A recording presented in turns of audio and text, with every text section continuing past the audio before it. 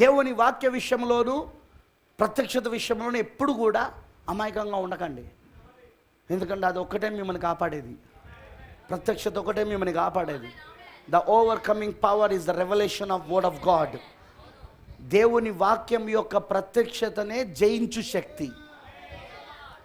ఈ ప్రత్యక్షత పైన, ఈ బండ పైన నా సంఘమును కట్టుదును, పాతాళ లోకాన్ని కూడా ఆ సంఘం జయించగలుగుతుంది. ఆ సంఘము పాతాళ లోకాన్ని జయిస్తుంది, కానీ పాతాళ లోకం ఆ సంఘాన్ని జయించలేదు. ఎందుకంటే దాని ఎదుట నిలవనేరదు. ఎందుకు అంటే ప్రత్యక్షత పైన కట్టబడింది. ప్రత్యక్షతనే పాతాళ లోకం యొక్క ద్వారాలను సైతము జయించు శక్తి అయి ఉన్నది. అందుకే వాక్య విషయంలో అమాయకంగా ఉండకండి. ఉన్నారా మీరు మోసపోతారు. ఎందుకంటే వాడు సర్వలోకమును మోసపుచ్చుచున్నాడు. వాడు 12వ అధ్యాయంలో ఉంటుంది. వాడు సర్వలోకమును మోసపుచ్చుచున్న అపవాది. ఒక వధువు ఒకటే మోసపోంది. ఎందుకంటే ఆమెకు ముద్రలు తెరవబడ్డాయి, ఎందుకంటే ఆమెకు వాక్యము తెరవబడింది. 7వ దూత ద్వారా ఆమెకు మర్మములు విప్పబడ్డాయి. ఆమెకు సాతాను యొక్క కుతంత్రములు, వాని యొక్క పన్నాగములు, వాని యొక్క ప్రణాళికలు, వాని యొక్క రహస్యాలు, వాడు ఏ విధంగా యుద్ధం చేసుకుంటూ వచ్చాడు పరలోకము నుండి, ఇప్పుడు భూమి పైన వాడు ఏ విధంగా చేస్తాడు, అవన్నీ కూడా దేవుడు ఈ వధువుకి 7వ దూత యొక్క వర్తమానములో మర్మములన్నీ ఆయన బయలుపరిచేశాడు. ఇప్పుడు ఆయన, నీకు తెలుసా, కొంతమందిని వాడు పెళ్లి ద్వారా ఓడిస్తాడని, వివాహం ద్వారా, కొంతమందిని విద్య ద్వారా ఓడిస్తాడు, కొంతమందిని ఉద్యోగాల ద్వారా ఓడిస్తాడు. అవును, నీ ఉద్యోగమే నీకు ఊరైతుందని తెలుసా, నీ విద్యనే నీకు ఊరైతుందని తెలుసా, నీ వివాహమే నీకు ఊరైతుందని తెలుసా. కొంతమందిని వ్యాపారం ద్వారా ఓడిస్తాడు వాడు. అవన్నీ వాడు పెట్టే ఉరులండి. నీకు అవి నువ్వు పట్టుకోవాలా, నువ్వు అది నీకు నిజంగా కనుక ప్రత్యక్షత ఉంటే జయించే శక్తి ఉంటుంది నీకు. అప్పుడు నీకు అర్థమైపోతుంటుంది, ఈ విద్య వలననే కదా నేను వాక్యాన్ని నమ్మలేకపోతా ఉన్నా, వాక్యం పైన ఆధారపడలేకపోతా ఉన్నా, నాకు వాక్యంలో సందేహాలు కలుగుతానే పాస్టర్ చెప్తా ఉంటే, ఈ ఉద్యోగం వల్లనే కదా నాలో అహంకారం ఉంది, నాకు ఇంత డబ్బు వస్తున్నది, నేను ఇంత పెద్ద ఉద్యోగస్తుని, నేను ఇంత పెద్ద దానిని అని నాకు అహంకారం వస్తుంది, నేను తగ్గించుకోలేకపోతున్నా. అదొక ఉరి, వ్యాపారం ఉరి. ఈ వ్యాపారం వలననే కదా నేను దేవునికి సమయం ఇవ్వలేకపోతున్నా, ప్రార్థన చేయలేకపోతున్నా, ఆదివారం ఆరాధనలకు రాలేకపోతున్నా. ఇవన్నీ ఉరులండి, సామాన్యంగా పెడుతున్న చిన్న చిన్న ఉరులు, సులువుగా చిక్కులు పెట్టే పాపములు ఇవి. వాటిని నువ్వు జయించాలంటే ప్రత్యక్షత ఉండాలా. ఏం ప్రత్యక్షత? వాడు తెల్లని గుర్రం మీద వస్తాడు, వాడిప్పుడు నీకిప్పుడు వాడు ఉద్యోగం అనే గుర్రం పైన వచ్చిండు. వాని గుర్రం ఏంటో తెలుసా? ఇప్పుడు వాని తెల్లని గుర్రం నీ ఉద్యోగం, నీ వ్యాపారం, నీ డబ్బు, నీ బంధువులు, నీ వివాహము. రైట్, వాడు అవే వేసుకొని వస్తాడు, వాడు సారీ చేసుకుంటా. ఎందుకంటే ఇది నీ వ్యక్తిగత యుద్ధం, ఇది నీ జీవితంలో జరుగుతున్న యుద్ధం. ఇది నువ్వు గమనిస్తూ ఉండాలా. వాడు బంధువుల రూపంలో కూడా వస్తాడు, వాడు ఊరి పెడతాడు బంధువుల రూపంలో. అందుకే నువ్వు ప్రతిదాని వాక్యాన్ని నెరవేర్పు చేసే సమయానికి వచ్చినప్పుడు మా బంధువులు ఏమనుకుంటారో, నేనున్న గ్రామంలో మా బంధువులందరూ నన్ను వెలివేస్తారేమో, నా బంధువులు ఏమంటారో, మా అన్నదమ్ములు ఏమంటారో, మా అక్క చెల్లెలు ఏమంటారో, మా రక్త సంబంధులు ఏమనుకుంటారో. చూసినా వాడు ఊరు ఎట్లా పెడుతున్నాడో. ఇప్పుడు వాక్యాన్ని నెరవేర్పు చేసే దగ్గరికి వచ్చేసరికి ఇక నన్ను వాళ్ళ ఫంక్షన్లకు రానియరు. ఇక మేము ఏది పెట్టుకున్నా వాళ్ళు రారు. ఇక మేము చచ్చిపోయినా సమాధిలోకి రాదు ఇక వాళ్ళు. ఊరి ఇదంతా అర్థమైందని నేను చెప్పింది. వాడు చదువుతో ఊరి పెడతాడు. వాడు నాకు టైం లేదు బ్రదర్, నేను ఆదివారం కూడా కాలేజీకి వెళ్ళాలా, నేను ఆదివారం కూడా కోచింగ్ సెంటర్కి వెళ్ళాలా. ఊరి పెట్టిండు కాబట్టి నీకు సస్పా అడుగు ఊరేసి ఆ సంగతి నీకు తెలుస్తలేదు. ఆత్మీయంగా ఇట్లున్నావు, భౌతికంగా మంచిగానే ఉన్నావు, కానీ వెనకాల చూస్తే నీ ఆత్మ ఏలాడుతుంది. అది తాడేంటో తెలుసా? డిగ్రీ తాడు. ఆ, నేను దేవుని సన్నిధికి దూరం చేసే ప్రతిదీ కూడా, వాక్యము నుండి నిన్ను దూరం చేసే ప్రతిదీ కూడా అపవాది యొక్క ఉరి అన్నాడు ప్రవక్త. నీ ఉద్యోగం, నీ వ్యాపారం, నీ ఇల్లు, నీ బంధువులు, నీ స్నేహితులు, ప్రతిదీ కూడా నీకు ఉరే. నువ్వు వాక్యానికి ఇంపార్టెన్స్ ఇస్తే, వాక్య ప్రత్యక్షతను కలుగుండి, వాక్యానికి ప్రాముఖ్యత ఇస్తే, ప్రథమ స్థానం ఇస్తే వాటిని జయిస్తూ ఉంటావు. లేకపోతే మాత్రం వాడు వెనకాల చూస్తే ఇట్లుంటావు, కానీ వెనకాల బొమ్మ ఎట్లుంటుంది తెలుసా? నువ్వు చచ్చిపోయి ఉంటావు అక్కడ. అంటే ఆత్మీయంగా చెప్తాను నేను, ఆల్రెడీ నువ్వు చచ్చిపోయి ఉంటావు. You are dead. స్నేహితులారా, పరిశుద్ధాత్ముడు మనతో ఎందుకు చెప్తున్నాడో అర్థం చేసుకోండి. Try to understand. ఆయన బతలాడేదాకా బతలాడతాడు, ఆయన వివరించేదాకా వివరిస్తాడు. కానీ ఒకరోజు కృపా సమయం ముగించబడి కృపా ద్వారాలు మూయబడతాయి. అప్పుడు ఇక బతలాడడం ఉండదు, అప్పుడు ఇక నీకు వివరించడం ఉండదు. ఇక అప్పుడు ఇలా చెప్పడం ఉండదు. అప్పుడు శిక్ష, నువ్వు విననందుకు శిక్ష, నువ్వు తీర్పును కోరుకున్నందుకు నీకు తీర్పులు. ఎందుకంటే కృప వద్దంటున్నావు, నువ్వే తీర్పు కోరుతా ఉన్నావు. అందుకే కృప ఉండగానే నువ్వు కృపను వెతుక్కుంటూ కృపను పొందుకో, కృపను నిరర్ధకం చేసుకోకు. కృప ఉండగానే ఇది నీకు మంచి సమయమై ఉన్నది. What bless you. దేవుడు మిమ్మల్ని దీవించును గాక. Let us pray. ప్రార్థన చేసుకుందాం. అండర్ ద సెవెంత్ సీల్, 7వ ముద్ర కింద 2 రాజులు భూమిపైన ఉన్నారు. నువ్వు ఇప్పుడు ఏ రాజ్యానికి సంబంధించిన వాడివో దానివో చూసుకో ఒకసారి. దేనికోసం సిద్ధపడుతున్నావు? ఏ రాజ్యం కోసం? ఎవరు నీకు రాజు? పాతాళముకు నుండి వచ్చిన రాజా, పరలోకము నుండి వచ్చిన రాజా? చూసుకో. Let us pray. ప్రార్థించుకుందాం.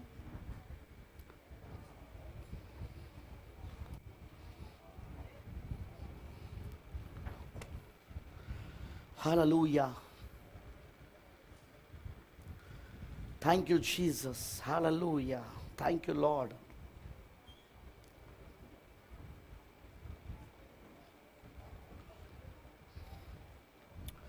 ప్రభువా నీకు స్తోత్రములు, ప్రభువా నీకు వందనాలు. ప్రభువా,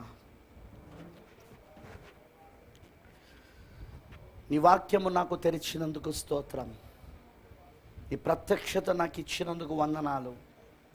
సాతాను ఉరులు నాకు అర్థమవుతున్నాయి, వాని పన్నాగములు, వాని వలలు, వాని బోనులు నాకు అర్థమవుతున్నాయి, వాని ప్రణాళిక అంతా నాకు అర్థమవుతున్నది. పూర్తిగా బట్టబయలు చేసేస్తున్నందుకు వందనాలు. అలాగునే ప్రభువా, నీ వాక్యములో నువ్వేమై ఉన్నావో నాకు అర్థమవుతున్నది. నీ యొక్క ఆలోచనలు ఏంటో మాకు అర్థమవుతున్నాయి. నీ నిత్యమైన ఆలోచనలు, నీ ప్రణాళికలు, నీ విమోచన పథకము, నీ వధువుని గూర్చి నువ్వు కలుగున్న పథకము, నువ్వు వారి పట్ల నువ్వు జరిగిస్తున్న కార్యములు, వారిని ఇలా సిద్ధపరుస్తున్నావో రాజ్య సంబంధికులుగా అర్థమవుతున్నది. Thank you for opening of this seals. ఈ ముద్రలు తెరిచినందుకు స్తోత్రం, ఈ వాక్యం తెరిచినందుకు వందనాలు.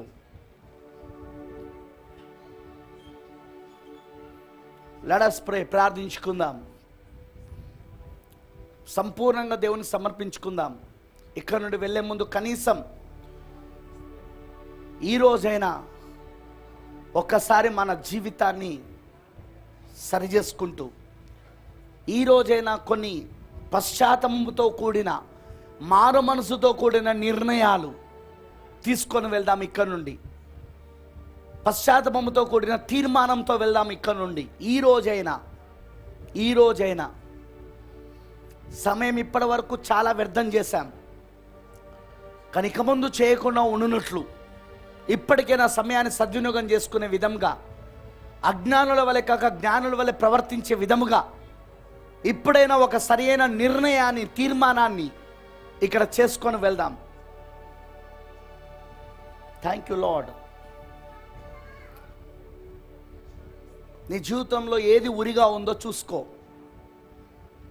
అది ఉరి అని నువ్వు గమనించు.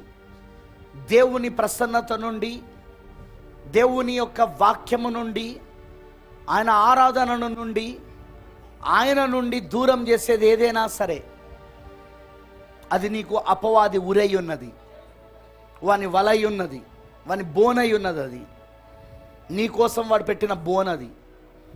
పడకు దాంట్లో, చిక్కకు దాంట్లో, ఆ ఉరిలో చిక్కద్దు, తప్పించుకో.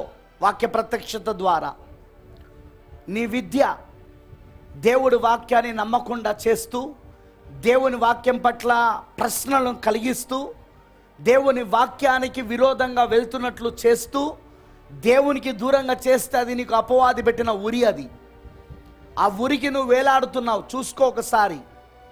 వాడు ఆ బోనులో నేను పడేశాడు. చూసుకో, వాడు గర్జించు సింహం వలె ఆ బోనులో నేను మింగడానికి రెడీగా ఉన్నాడు. వాడు ఆ వలాది వాడు నిన్ను దాంట్లోనే చిక్కేటట్లు చేశాడు. ఇక నిన్ను దేవుని ఎదుగు రానివాడు వాడు. ఆయన వాక్యాన్ని నమ్మనివాడు వాడు. నీ వ్యాపారమైన, నీ ఉద్యోగమైన, నీ కుటుంబమైన, నీ బంధువులైన, నీ వివాహమైన, ఏదైనా కావచ్చు, వాట్ ఎవర్ ఇట్ ఈస్, నువ్వెవరైనా ఏదైనా వాడు ఏదైనా వాడు ఉరిగా తీసుకురావచ్చు, వాడు బోనుగా, వాడు వలగా తీసుకురావచ్చు. నీకు ఆ ప్రత్యక్షత ఉండాల. నీకు నన్ను దేవునికి దూరంగా చేసేది ఏది నాకు వద్దు అనే నిర్ణయం నువ్వు ఉండాలా. దేవుని వాక్యానికి నేను మొదటి స్థానం ఇస్తున్నా. ఆయన వాక్యానికి దూరంగా తీసుకెళ్లేది, ఆయన వాక్యానికి వ్యతిరేకంగా తీసుకెళ్లేది నాకు వద్దు. ఆయన వాక్యాన్ని వ్యతిరేకంగా వెళ్తే నాకు ఎంత పేరు ప్రఖ్యాతలు వచ్చినా, నాకు ఎంత డబ్బు వచ్చినా, నాకు డిగ్రీలు వచ్చినా, నాకు మంచి జాబ్ వచ్చినా, నాకు బాగా ఉద్యోగం వచ్చినా, వ్యాపారం వచ్చినా నాకు వద్దు. ఎందుకంటే అందులో దేవుడు లేడు. దేవుడు లేని ప్రతిదీ కూడా శాపమే. దేవుడు లేని నీ ఆస్తి శాపమే, దేవుడు లేని నీ ఉద్యోగం శాపమే, దేవుడు లేని నీ విద్య శాపమే, దేవుడు లేని నీ జ్ఞానము శాపమే, దేవుడు లేని నీ వివాహము శాపమే, దేవుడు లేని నీ ఇల్లు శాపమే, దేవుడు లేని నీ గృహము శాపమే, దేవుడు లేని నీ బంధువులు శాపమే. దేవుడు లేని చోట నరకం. అది దేవుడున్న చోట నరకం కూడా పరలోకం. అది దేవుడున్న చోట నరకం కూడా పరలోకం. అది అందుకే నువ్వు చూసుకో ఒకసారి. దేవునికి దూరముగా వెళ్ళేది ఏది కూడా నీ జీవితంలోనికి రానివ్వకు.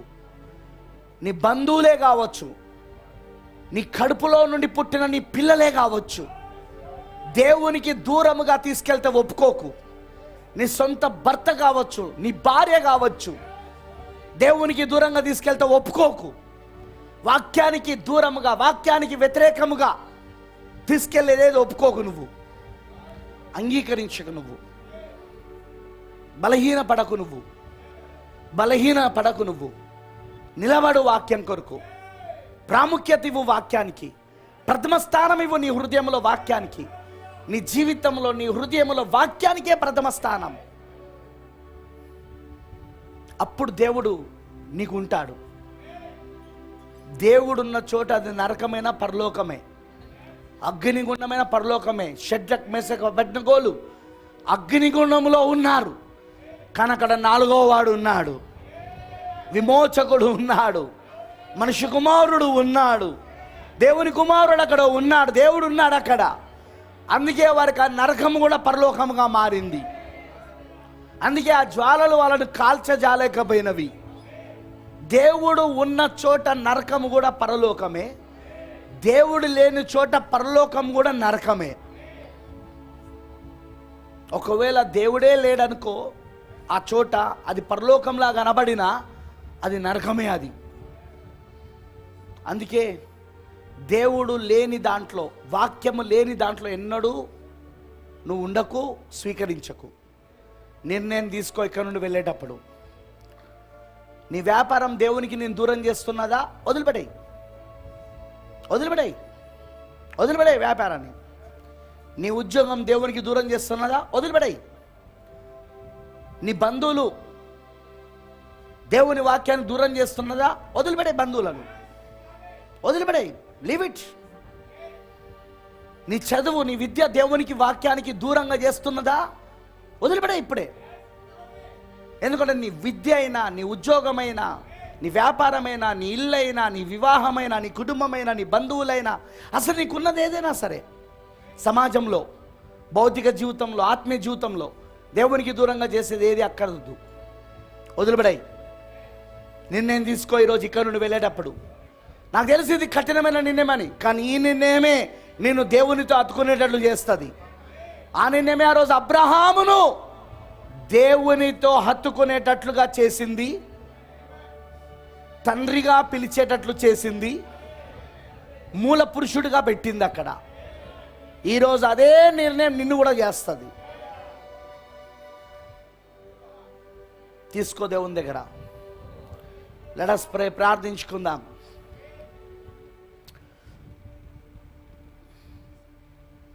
మహోన్నతుడా, ఓ సర్వోన్నతుడా, సర్వశక్తిమంతుడా, నీకు వందనాలు తండ్రి. ఈరోజు మరొకసారి నీ సన్నిధికి వచ్చి మేము ప్రార్థిస్తున్నాము.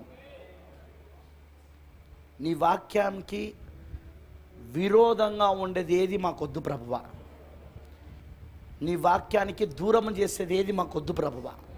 నీ సన్నిధి నుండి, నీ ప్రసన్నత నుండి, నీ వాక్యము నుండి మమ్మల్ని వేరు చేసేది ఏదైనా ఉంటే, అదేదైనా కావచ్చు మా జీవితంలో, దానివలన ఎంత లాభాలైనా వచ్చుండొచ్చు, దానివలన ఎంత లాభాలైనా కలగొచ్చు. కానీ ఏం లాభం దాంట్లో నువ్వు లేకపోతే, నీకు అది మమ్మల్ని అది నీ దగ్గర నుండి దూరం చేస్తే అది శాపమే తప్ప దీవెన కాదు. అది అదే మేము గ్రహించేటట్లు చేస్తున్నందుకు వందనాలు. అందుకే ప్రభావి మాకు వద్దు ప్రభువా. ఎరుకోలో ఉన్న బంగారము శపించబడింది. అది బంగారమే, కానీ అది ఎవరి యొద్ద ఉన్నా అది శాపమే. అది అక్కడున్న పట్టు వస్త్రాలు శపించబడ్డాయి. అక్కడున్న వెండి శపించబడింది. ఆ పట్టణమే శపించబడింది. ఎరుకోను మరలా ఎవరైనా కట్టడానికి ప్రయత్నిస్తే అది వాడికిని వాని కుటుంబానికి శాపము అని చెప్పి ప్రవక్త ద్వారా నువ్వు ప్రకటింపజేస్తావు. యోషువ ద్వారా నువ్వు దాన్ని తెలియజేశావు. యోషువ ద్వారా నువ్వు అది పలికావు ప్రభువా. చూడక్కడ బంగారం విలువైనది ప్రపంచంలో. ఇతర బంగారాలతో పోలిస్తే అది కూడా బంగారమే. ఇతర వెండితో పోలిస్తే అది కూడా వెండియే. ఇతర దేశాలలో ఉన్న పట్టు వస్త్రాలతో పోలిస్తే అది కూడా ఒక పట్టు వస్త్రమే. కానీ అది శాపగ్రస్తమైనది. అది కలుగున్న వాళ్ళు శాపగ్రస్తులు అని చెప్పావు ప్రభువా. ఈరోజు కూడా అంతే. దేవుడు లేకుండా ఉండేది ఏదైనా కావచ్చు, ఆస్తులైనా కావచ్చు, ఇల్లులైనా కావచ్చు, కార్లైనా కావచ్చు, బండ్లైనా కావచ్చు, ఉద్యోగాలైనా కావచ్చు, వ్యాపారాలైనా కావచ్చు, కుటుంబములైనా కావచ్చు, లేక బంధువులైనా కావచ్చు. దేవుడు లేకుండా లేదా దేవునికి దూరం చేసేవి లేదా దేవునికి వ్యతిరేకంగా తీసుకెళ్ళేవి అవేవైనా కావచ్చు, అవి శాపగ్రస్తమే. అవి మాకు వద్దు ప్రభువా. వాటి వలన మాకు ఎన్నో లాభాలు భౌతికంగా ఉండొచ్చు, ఇహపరంగా ఉండొచ్చు, కానీ అవి మాకు శాపం కాబట్టి వద్దు ప్రభువా. అది నీకు వేరు చేసేవి కాబట్టి, నిన్నుండి నీ వాక్యము నుండి మమ్మల్ని వేరు చేసేది కాబట్టి, నీకు మొదటి స్థానం ఇచ్చే వాటి నుండి అది వేరు చేసేది కాబట్టి అది మాకు శాపమే ప్రభువా. మాకు వద్దు తండ్రి. అది ఈరోజు ప్రతి బిడ్డ అలా నిర్ణయం తీసుకునే భాగ్యము దయచేయి. ప్రతి ఒక్కరూ ఆ నిర్ణయం తీసుకున్నట్లు సహాయం చేయి. నీకు వేరుగా ఉంచేది ఏది మేము అంగీకరించడానికి ఇష్టపడతలేము. నీ వాక్యానికి నీకు వేరుగా తీసుకెళ్ళేది, వ్యతిరేకంగా తీసుకెళ్ళేది మాకు వద్దు ప్రభువా. ఎందుకంటే అది ఎంత లోకపరంగా దీవెన కావచ్చు, కానీ నీ పరంగా అది శాపం. ఇప్పుడు లోకపరంగా ఇప్పుడు ప్రపంచమంతా మేము దీవించబడుతున్నాం. చూడు ఎన్ని బిల్డింగ్లు కడుతున్నాము, మేము ఎంత పెద్ద చర్చిలు కడుతున్నాము, మా బిజినెస్లు ఎలా పెరుగుతున్నాయో చూడు, మా సంఘాలలో జనాలు ఎలా పెరుగుతున్నారో చూడు అని లోకపరంగా చూస్తున్నారు. కానీ అవి శాపగ్రస్తమైనవి. అవి నీ దృష్టిలో అవి శాపగ్రస్తమైనవి. అవి భౌతికంగా ఎదగొచ్చు, కానీ శాపగ్రస్తమైనవి. అదే మాకు వద్దని మేము ప్రార్థిస్తున్నాం. శాపగ్రస్తమైనవి మాకు వద్దు ప్రభువా. మేము వాటిని ముట్టదలుచుకోలేదు, వాటిని మేము తాకదలుచుకోలేదు, వాటిని మేము దరి చేర్చదలుచుకోలేదు. మా దరి వద్దకు కూడా వద్దు ప్రభు. అవి మేము పూర్తిగా నీకు వాక్యానికి ఏకము కావాలా. మీరు నా యందును నా మాటలు మీ యందును ఉన్నామని ఆ దినమును మీరు తెలుసుకుందురని నువ్వు చెప్పినట్లుగా ఈ దినమున ఈ వధువు కాలంలో నీ మాటలు మాలో ఉన్నాయని, నీ వాక్యం మాలో సజీవమైనదని, శరీరధారైనదని, అలాంటి జీవితం మాకు దయచేయండి. వచ్చిన నీ పిల్లలందరినీ దీవించు, ప్రతి ఒక్కరిని ఆస్వాదించు, ప్రతి ఒక్కరిని బలపరచు. నీకు పూర్తిగా సమర్పించుకుంటూ యేసుక్రీస్తు నామములో ప్రార్థిస్తున్నాము. Amen. Let us go to the Bible. పరిశుద్ధ గ్రంథంలోకి వెళ్దాం. గత వారంలో మనం చూసాం, యేసు వధువు 7వ ముద్ర కింద ఉన్న అంశంలో 89, 90 2 ప్రసంగాలు పోయిన ఆదివారం చేశాను. అందులో మనం చూసింది ముఖ్యంగా ఏంటిదంటే, ఆయన తన సింహాసనాన్ని మారుస్తున్నాడు. లౌకిక సంఘ కాలంలో ఆయన ఇస్తున్న వాగ్దానం ఏంటిదంటే, ఆయన తన తండ్రి సింహాసనాన్ని విడిచి ఆయన తన సింహాసనం పైన కూర్చోబోతున్నాడు. తండ్రి సింహాసనం పైన కూర్చున్నప్పుడు ఆయన దేవుని కుమారుడు, మధ్యవర్తి, ప్రధాన యాజకుడు. ఓకేనా? ప్రధాన యాజకుడికి ముందు ఆయన గొర్రెపిల్ల, మనిషి కుమారుడు, గొర్రెపిల్ల, వధింపబడిన గొర్రెపిల్ల. తర్వాత ప్రధాన యాజకుడుగా, మధ్యవర్తిగా, దేవుని కుమారుడుగా ఉన్నాడు. ఇప్పుడు దేవుని కుమారుడు నుండి ఆయన దావీదు కుమారుడుగా మారబోతున్నాడు.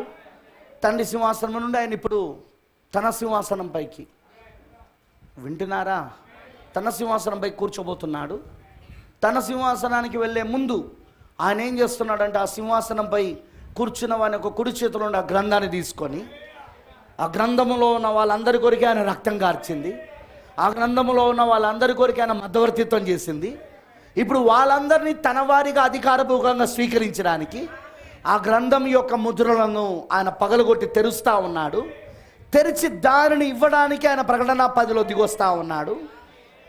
గొర్రెపిల్లగా కాదు, సింహముగా. వింటున్నారా? సింహముగా దిగొచ్చి ఆయన ఏం చేస్తున్నాడంటే, ఇప్పుడు ఆ 7 ఉరుముల కింద ఆ గ్రంథములో ఉన్న వాళ్ళ పేర్లను పిలుస్తూ ఉన్నాడు ఇప్పుడు ఆయన. అందుకే ఆ గ్రంథములో ఉన్న వాళ్ళందరి యొక్క పేర్లు ఆ 7 ఉరుముల క్రింద వాళ్ళు వింటూ ఉన్నప్పుడు వారు అధికారపూర్వకంగా ఆయన చేత అంగీకరించబడతా ఉన్నారు. ఎందుకంటే ఆయన రాజ్యాన్ని స్థాపించే ముందు రాజ్య సంబంధీకులను అధికారపూర్వకంగా ఆయన స్వీకరిస్తూ ఉన్నాడు. దానికి మంచి ఉదాహరణ పాత నిబంధనలో దావీదు కుమారుడైన సొలొమోను, ఇక్కడ దావీదు కుమారుడైన యేసుక్రీస్తు. ఈ సొలొమోను ఎవరంటే యేసుక్రీస్తుకు సాదృశ్యం, ఛాయ, నీడ. ఇప్పుడు సొలొమోను తన సింహాసనాన్ని స్థాపించే ముందు, తన నగరిని కట్టే ముందు దేవుడి మందిరాన్ని కట్టాడు, దేవుడి మందిరాన్ని పూర్తి చేశాడు.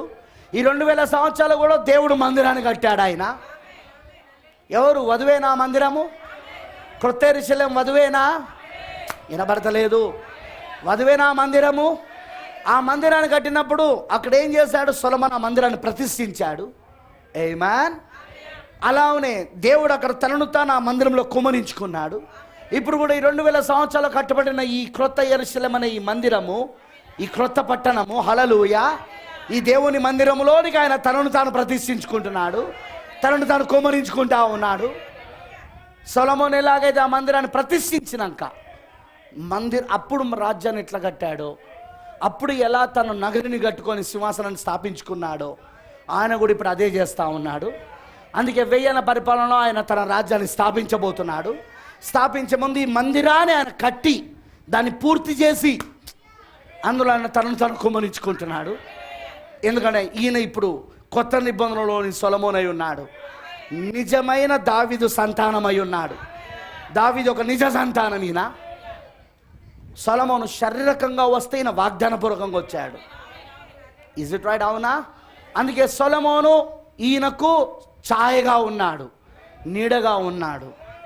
అదే ఇప్పుడు జరుగుతూ ఉన్నది. ఇప్పుడు సింహాసనమునకు, తండ్రి సింహాసనం నుండి తన సింహాసనం వెళ్ళే మధ్య గ్యాపే అరగంట నిశ్శబ్దం. ఇప్పుడు ఆ అరగంట నిశ్శబ్దంలో మనం ఉన్నాము. ఇదేనా పోయిన వారం చూసుకున్నది? గుర్తుందిగా మీకు? ఈ అరగంట నిశ్శబ్దంలో మనం ఉన్నాం ఇప్పుడు. 1923 నుండి అరగంట నిశ్శబ్దం మొదలైంది. 7వ ముద్ర తెరవబడింది. ప్రకటన 8:1. ఆ తెరవబడినప్పుడు ప్రకటన 10లో ఆయన దిగొస్తా ఉన్నాడు. ఆయన 7వ ముద్రలో. ఆమనంటారా? ఎందుకు? వధువులోకి కుమ్మరించుకోవడానికి, మందిరాన్ని ప్రతిష్ఠించడానికి. ఆ మందిరంలో ఆయన రాజ్యాన్ని స్థాపించే ముందు ఆ రాజ్యంలో ఉన్న తన వారిని, తన యొక్క సంబంధీకులను అధికారపూర్వకంగా స్వీకరించడానికి ఆయన ప్రకటన 10లో దిగొస్తా ఉన్నాడు ఆయన.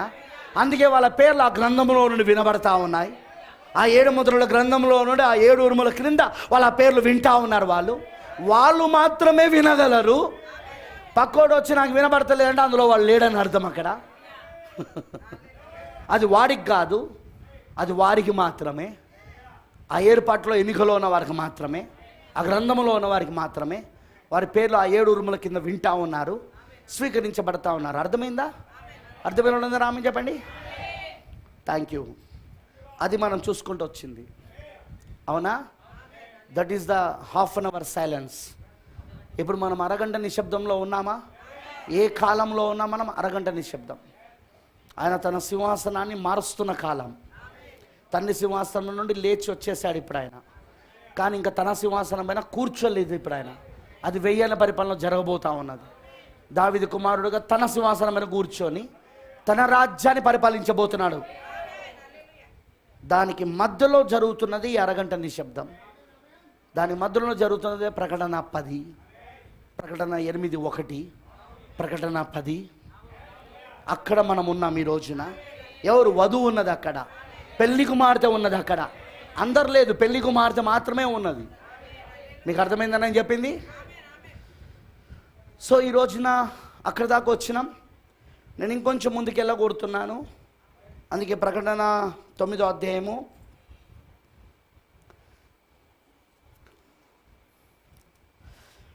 13వ వచనం చూద్దాం. This is the 6th trumpet, 6వ బూర ఇది.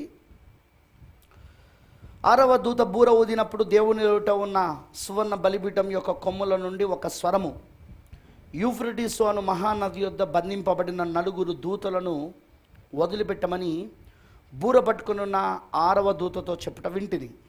ఆ మనుషులలో 3వ భాగమును, మీకు గుర్తున్నదా? 12వ అధ్యాయంలో వాడు 3వ భాగాన్ని లాగాడు, నక్షత్రాలను. అవునా? తన తోక ద్వారా నక్షత్రములను 3వ భాగాన్ని గమనించారా మీరు? 3వ భాగమును సంహరింపవలనని అదే సంవత్సరమున, అదే నెలలో, అదే దినమున, అదే గంటకు సిద్ధపరచబడి ఉండిన 4 దూతలు వదిలిపెట్టబడింది. గుర్రపు రౌతుల సైన్యం లెక్క 20 కోట్లు. ఎన్ని? వదిలిపెట్టబడిన దయ్యాలు అవి. సూపర్ న్యాచురల్ డెవిల్స్ అన్నాడు ప్రాఫెట్. సహజాతీతమైన దయ్యాలు అవి. వారి లెక్క ఇంత నేను వింటిని.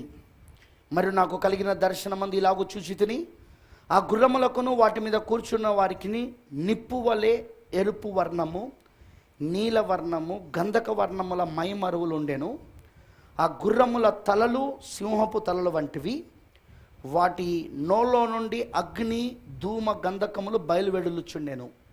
గమనించాలి, ఇవన్నీ ఏంటిదంటే 5వ బూర ఊదబడినప్పుడు, పాతాళము తెరవబడినప్పుడు అందులో నుండి వస్తున్న మిడతలు ఏవైతున్నాయో అవే ఇవి. ఆ పొగలో నుండి వస్తున్న మిడతలు అన్నమాట. ఈ మిడతలు ఏంటిదో కాదు, కానీ ఈ మిడతలే ఆ సూపర్ న్యాచురల్ డైవల్స్, సహజాతీతమైన దయ్యాలు పాతాళము నుండి వస్తున్నాయి. దాన్నే ఇక్కడ 6వ బూర కింద మనం చూస్తూ ఉన్నాం. దాని వివరణ చూస్తూ ఉన్నాం, అవి ఎలా ఉన్నాయి ఏంటిదన్నది.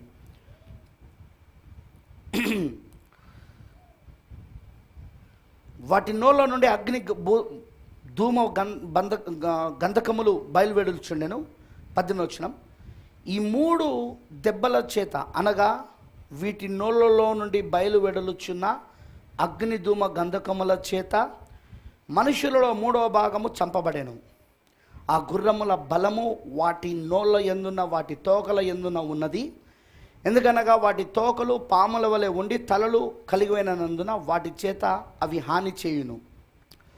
ఆ దెబ్బల చేత చావక మిగిలిన జనులు దయ్యములను చూడను, వినను, నడవను శక్తి లేనివై బంగారు, వెండి, కంచు, రాయి, కర్రలతో చేయబడిన తమ హస్తకృతములైన విగ్రహములను పూజింపకుండా విడిచిపెట్టినట్లు మారు మనసు పొందలేదు.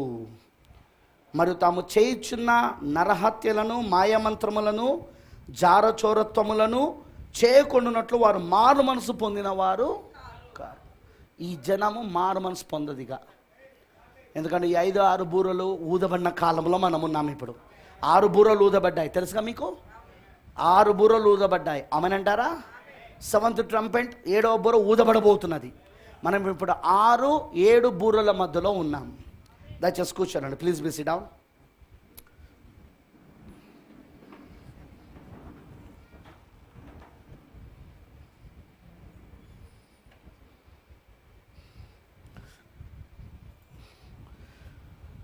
ప్రేమైన దేవుని పిల్లలారా, ఈరోజు మనం చూడగలుగుతున్నది ఏంటిదంటే,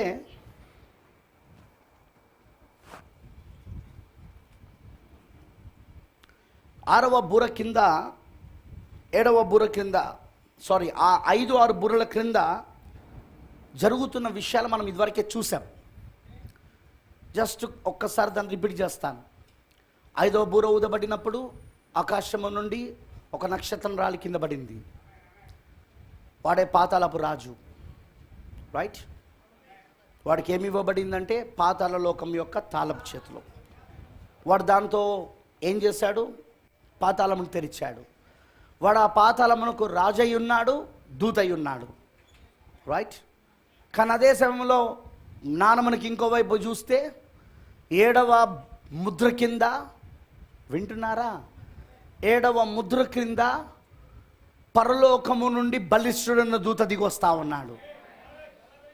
ప్రకటన 10వ అధ్యాయంలో 7వ ముద్ర కింద ఆయన ఎందుకు వస్తున్నాడు అంటే, ఆయన ఒక దూత అయి ఉన్నాడు, రాజు అయి ఉన్నాడు. ఆయన దూత మరియు రాజు. హల్లెలూయా.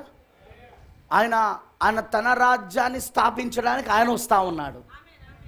వీడో ఆకాశము నుండి నక్షత్రం రాలి కింద పడ్డ వీడు. ఎందుకంటే వీడు 12వ అధ్యాయములో మహాఘట సర్పముగా ఉన్నాడు, ఎర్రని మహాఘట సర్పముగా. అవునా? 3వ వంతు నక్షత్రములను వీడు, 3వ భాగం నక్షత్రములను వీడు తన తోకతో లాగివేశాడు, పడవేశాడు వాళ్ళను. మరి వీడితో ఉన్న ఆ దూతలు, ఆ పడిపోయిన ఆ దూతలు, 3వ వంతు దూతలు, మరియు మిఖాయేలుతో ఉన్న మిగతా 2 వంతుల దూతలు, వాళ్ళే మనమై ఉన్నాము. యుద్ధము పరలోకములో జరుగుతూ ఉన్నది.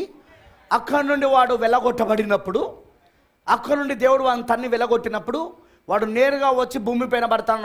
9వ అధ్యాయంలో 5వ బూరలో పడుతున్నాడా వాడు పడిన తర్వాత వాడికి అధికారం ఇవ్వబడుతున్నది పాతాళం పైన. ఎందుకంటే పాతాళం యొక్క రాజ్యం ఒక తాళపు చేతులు. యేసు ఆయన చనిపోయి తిరిగి లేచేటప్పుడు వాని దగ్గర నుండి లాగేసుకున్నాడు, తెలుసుగా మీకు? మరణం యొక్కయు పాతాళ లోకం యొక్క తాళపు చేతులు నా వశంలో ఉన్నాయని ప్రకటన 1:18లో చెప్పాడు. ఆయన చెప్పాడు, 1వ అధ్యాయం 18వ వచనంలో చెప్పాడు. ఎప్పుడు లాగేసుకున్నాడు? యేసు ఎప్పుడైతే మరణించాడో సిలువలో, ఆయన ఆత్మరూపిగా ఎక్కడికి వెళ్ళాడంటే పాతాళమునకు వెళ్ళాడు. వింటున్నారా? ఆయన ఆత్మరూపిగా పాతాళానికి వెళ్ళి అక్కడ పాతాళములో ఆ పాతాళపు రాజుగా ఉన్న అపవాది దగ్గరున్న అధికారాన్ని లాగేసుకున్నాడు ఆయన. మరణం యొక్కయు పాతాళలోకం యొక్క తాళపు చేతులు. ఇప్పుడు మళ్ళీ వాడికి ఇవ్వబడింది. ఎక్కడ ఇవ్వబడింది అంటే 5-6 బూరలలో, 7వ సంఘకాలంలో 5-6 బూరలలో వాడికి ఇవ్వబడింది అధికారం, మళ్ళీ పాతాళం పైన. అందుకే వాడు ఇప్పుడు ఏం చేయగలిగిందంటే పాతాళాన్ని తెరిచాడు. అందులో ఉన్న దయ్యములన్నీ కూడా, 20 కోట్ల దయ్యాలన్నీ కూడా ఇప్పుడు అవన్నీ బయటకు వచ్చి ఇప్పుడు మనుష్య శరీరాలలో దూరడం మొదలుపెట్టినాయి. ఓకేనా? ప్రవక్త 14 ఏళ్ళ వయసులో ఉన్నప్పుడు 1923లో 14 ఏళ్ళ వయసు అప్పుడు ఆయనకు 1923 ఆఫ్టర్ ఫస్ట్ వరల్డ్ వార్, మొదటి ప్రపంచ యుద్ధం తర్వాత, ఐదవ బూర తర్వాత, మొదటి ప్రపంచ యుద్ధం 5వ బూర, మొదటి అయ్యో, అవునా? అప్పుడు ఆయన పాతాళానికి వెళ్ళాడు. ఆయన అక్కడ చూశాడు పాతాళంలో ఉన్న ఆత్మలను. సరిగ్గా 40 సంవత్సరాల తర్వాత, అంటే ఆయన వయసు ఇప్పుడు 54 సంవత్సరాలు ఇప్పుడు ఆయనది. ఓకేనా? అర్థమైన వాళ్ళందరూ రామని చెప్పండి. ఆయన ఇప్పుడు వయసు 54 సంవత్సరాలు. 1964లో ఆయన ఏం చూశాడు? ఆయన పాతాళము భూమిపైకి వచ్చేలో చూశాడు. ఆయన జేసీ పెన్నీ స్టోర్లో చూశాడా లేదా? సేమ్. ఎందుకు ఆయన అది చూడగలిగాడంటే ఇప్పుడు ఆ దయ్యములన్నీ కూడా మానవ శరీరంలో దూరిపోయినాయి ఇప్పుడు అవి. అందుకే ఈ ఏజ్, ఈ కాలం పిచ్చి పట్టిన కాలంగా ఉంటుందని, నరాల బలహీనత కాలంగా ఉంటుందని, మత్తు పదార్థాలకు బానిసలైపోతారని, సెక్స్కి బానిసలైపోతారని చెప్పబడిందా లేదా? అందుకే అక్రమ సంబంధాలు, ఈ సెక్స్ కోసము అక్రమ సంబంధాలు, తర్వాత వ్యభిచారములు, ఇవన్నీ ఎందుకు పెరిగిపోతున్నాయి? ఎందుకు ఆడపిల్లలు మగపిల్లలు పెళ్లి కాకముందే సహజీవనం అని జీవిస్తూ ఉన్నారు? ఎందుకు వాళ్ళకు పెళ్లిపైన ఆసక్తి లేదు? ఎందుకు రోజు రోజు ఇలా దిగజారిపోతున్నారు? సిగరెట్లు తాగడం, చిన్న పిల్లలు సిగరెట్లు తాగుతున్నారు. ఆడపిల్లలు, చిన్న పిల్లలు మత్తు పదార్థాలకు అలవాటు పడుతున్నారు, త్రాగుడుకు అలవాటు పడుతున్నారు. ఇవన్నీ ఎందుకు జరుగుతున్నాయంటే బికాస్ పాతాళం తెరవబడింది కాబట్టి, అవి ఇప్పుడు మానవ శరీరములో దూరి ఉన్నాయి కాబట్టి. ఆమేనంటారా? అందుకే మనం పోరాడుతున్నది దేంతో? పౌలు గారు చెప్పాడు, ఇప్పుడు మనం ఈ లోకనాథులతో పోరాడుతున్నామంటున్నాడు ఆయన. అవునా? అంధకారపు శక్తులతో పోరాడుతున్నామంటున్నాడు, దురాత్మ సమములతో పోరాడుతున్నా అంటున్నాడు. శరీరాలతో పోరాడట్లేదు, కానీ శరీరం వెనకాల ఉన్న దయ్యాలతో. మనం శరీరాలతో పోరాడతలేదు. మన యుద్ధం ఈ శరీరంతో కాదు, కానీ శరీరం వెనకాల ఉన్న దయ్యాలతో. దట్స్ వై ఆ కారణమును బట్టే వాడు ఇప్పుడు విద్యను అధికం చేశాడు, విద్యావంతులుగా మారుస్తున్నాడు. రోజు భూమిపైన విద్యావంతులు ఎక్కువైపోతున్నారు. They are becoming smarter and smarter. వాళ్ళు చాలా జ్ఞానవంతులుగా, విద్యావంతులుగా దేవునికే చెప్పేంత స్థితికి వస్తున్నారు ఇప్పుడు వాళ్ళు. అది అపవాది యొక్క గుణం. వాడు పరలోకంలో మొదలుపెట్టింది అదే కదా. దేవునికే వాడు చెప్పాలని ప్రయత్నించాడు. వాడు దేవుని కంటే అధిక జ్ఞానం వాడికి ఉందనుకున్నాడు. వాడు తన జ్ఞానం చూసి గర్విష్ఠుడయ్యాడని యెహెజ్కేలు ప్రవక్త చెప్పలేదా? 28వ అధ్యాయంలో చెప్పలేదా? వాడు దేని బట్టి గర్విష్ఠుడయ్యాడంటే వాడు తన అందాన్ని చూసి, తన జ్ఞానాన్ని చూసి. ఇప్పుడు ఆ జ్ఞానమునే కదా వాడు ముందు కయోనికి ఇచ్చింది. మీరు గమనించండి, కయోను ఎలా ఉన్నాడు, షేత్ ఎలా ఉన్నాడు. ఏబెల్ చనిపోయాడు అనుకోని, షేత్ ఎలా ఉన్నాడు. వాళ్ళిద్దరి యొక్క లైనేజ్ని, వాళ్ళిద్దరి యొక్క వంశావళిని మీరు ఫాలో అవుతే, కయోను దేవుని దగ్గర నుండి మృగం యొక్క గుర్తును పొందుకున్నాడా? ఏంటిదంటే ఇక ఎన్నడూ దేవుని సన్నిధికిగా రాకుండా ఉండడానికిగా. He was completely excommunicated from God's presence. దేవుని ప్రసన్నతలో నుండి సంపూర్ణంగా అతను త్రోసివేయబడ్డాడిగా. ఇక మళ్ళీ అతనికి అవకాశం లేదు. అతని చెవికి కదురు వేయబడిందిగా. ఇక ఎన్నడూ అతనికి అవకాశం లేదుగా. అదే ఆ మృగం యొక్క గుర్తు. ఆ గుర్తును పొందుకొని వెళ్ళిపోయాడు దేవుని సన్నిధిలో నుండి, దేవుని ప్రసన్నతలో నుండి వెలగొట్టబడ్డాడు. అవునా? వెళ్ళిపోతూ చూడండి, ప్రవక్త అంటాడు, వానిలో ఎక్కడి నుండి వచ్చింది ఆ జ్ఞానం? పట్టణాలు కట్టడం, సిటీస్ని పట్టణాలు కట్టడం, దేశాలను కట్టడం. వాని సంతానంలో నుండి రాగి పని చేసేవాళ్ళు, ఇనుము పని చేసేవాళ్ళు. వింటున్నారా? ఇవన్నీ కూడా వాడు పట్టణాలు కట్టడాలు, దేశములు కట్టడాలు. ఇవన్నీ మనకు ఆ టెక్నాలజీ, ఆ విజ్ఞానము, ఆ తెలివితేటలు, ఆ విద్య, అదంతా వాడికి ఎక్కడి నుండి వచ్చింది? ఎక్కడి నుండి వచ్చిందంటే వాని తండ్రి దగ్గర నుండి వచ్చింది. వాని తండ్రి ఎవరంటే అపవాది. సర్పములో దూరి వాడు తన సంతానాన్ని మానవ జాతిలోనికి తీసుకొచ్చుకున్నాడు. వాడు సర్పం అనే ఆ జంతువులోనికి దూరి తన సంతానాన్ని వాడు తీసుకొచ్చుకున్నాడు.